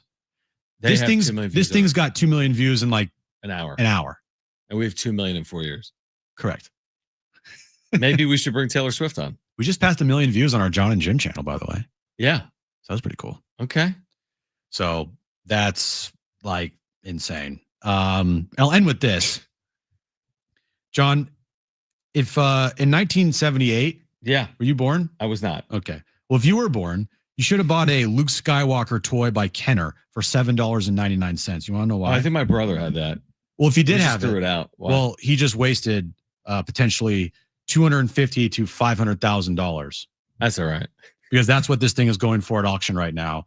That it's expected to get between $250,000 and $500,000. The current auction right now is at $100,000. But is it that price because it's unopened? Yeah. See, that's the thing. Who would have done it in 1978? You know what I mean? Like retail if you stores were around, that don't sell it. Retail stores, yes, but like actual people that buy it. If you buy it for your son, your daughter, your kid in 1978, I mean, everyone's going to open it, right? Nobody's going to. It's so hard to predict the future like that.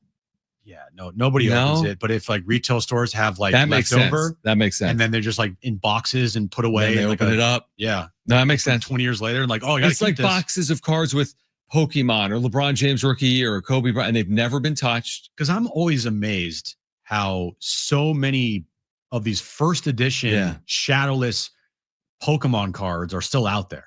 Right, like still like in packs, you're saying? Yeah, still in packs and booster boxes because they don't print those anymore. But they're in some box. And these are from 25 years ago. Right, someone's inventory.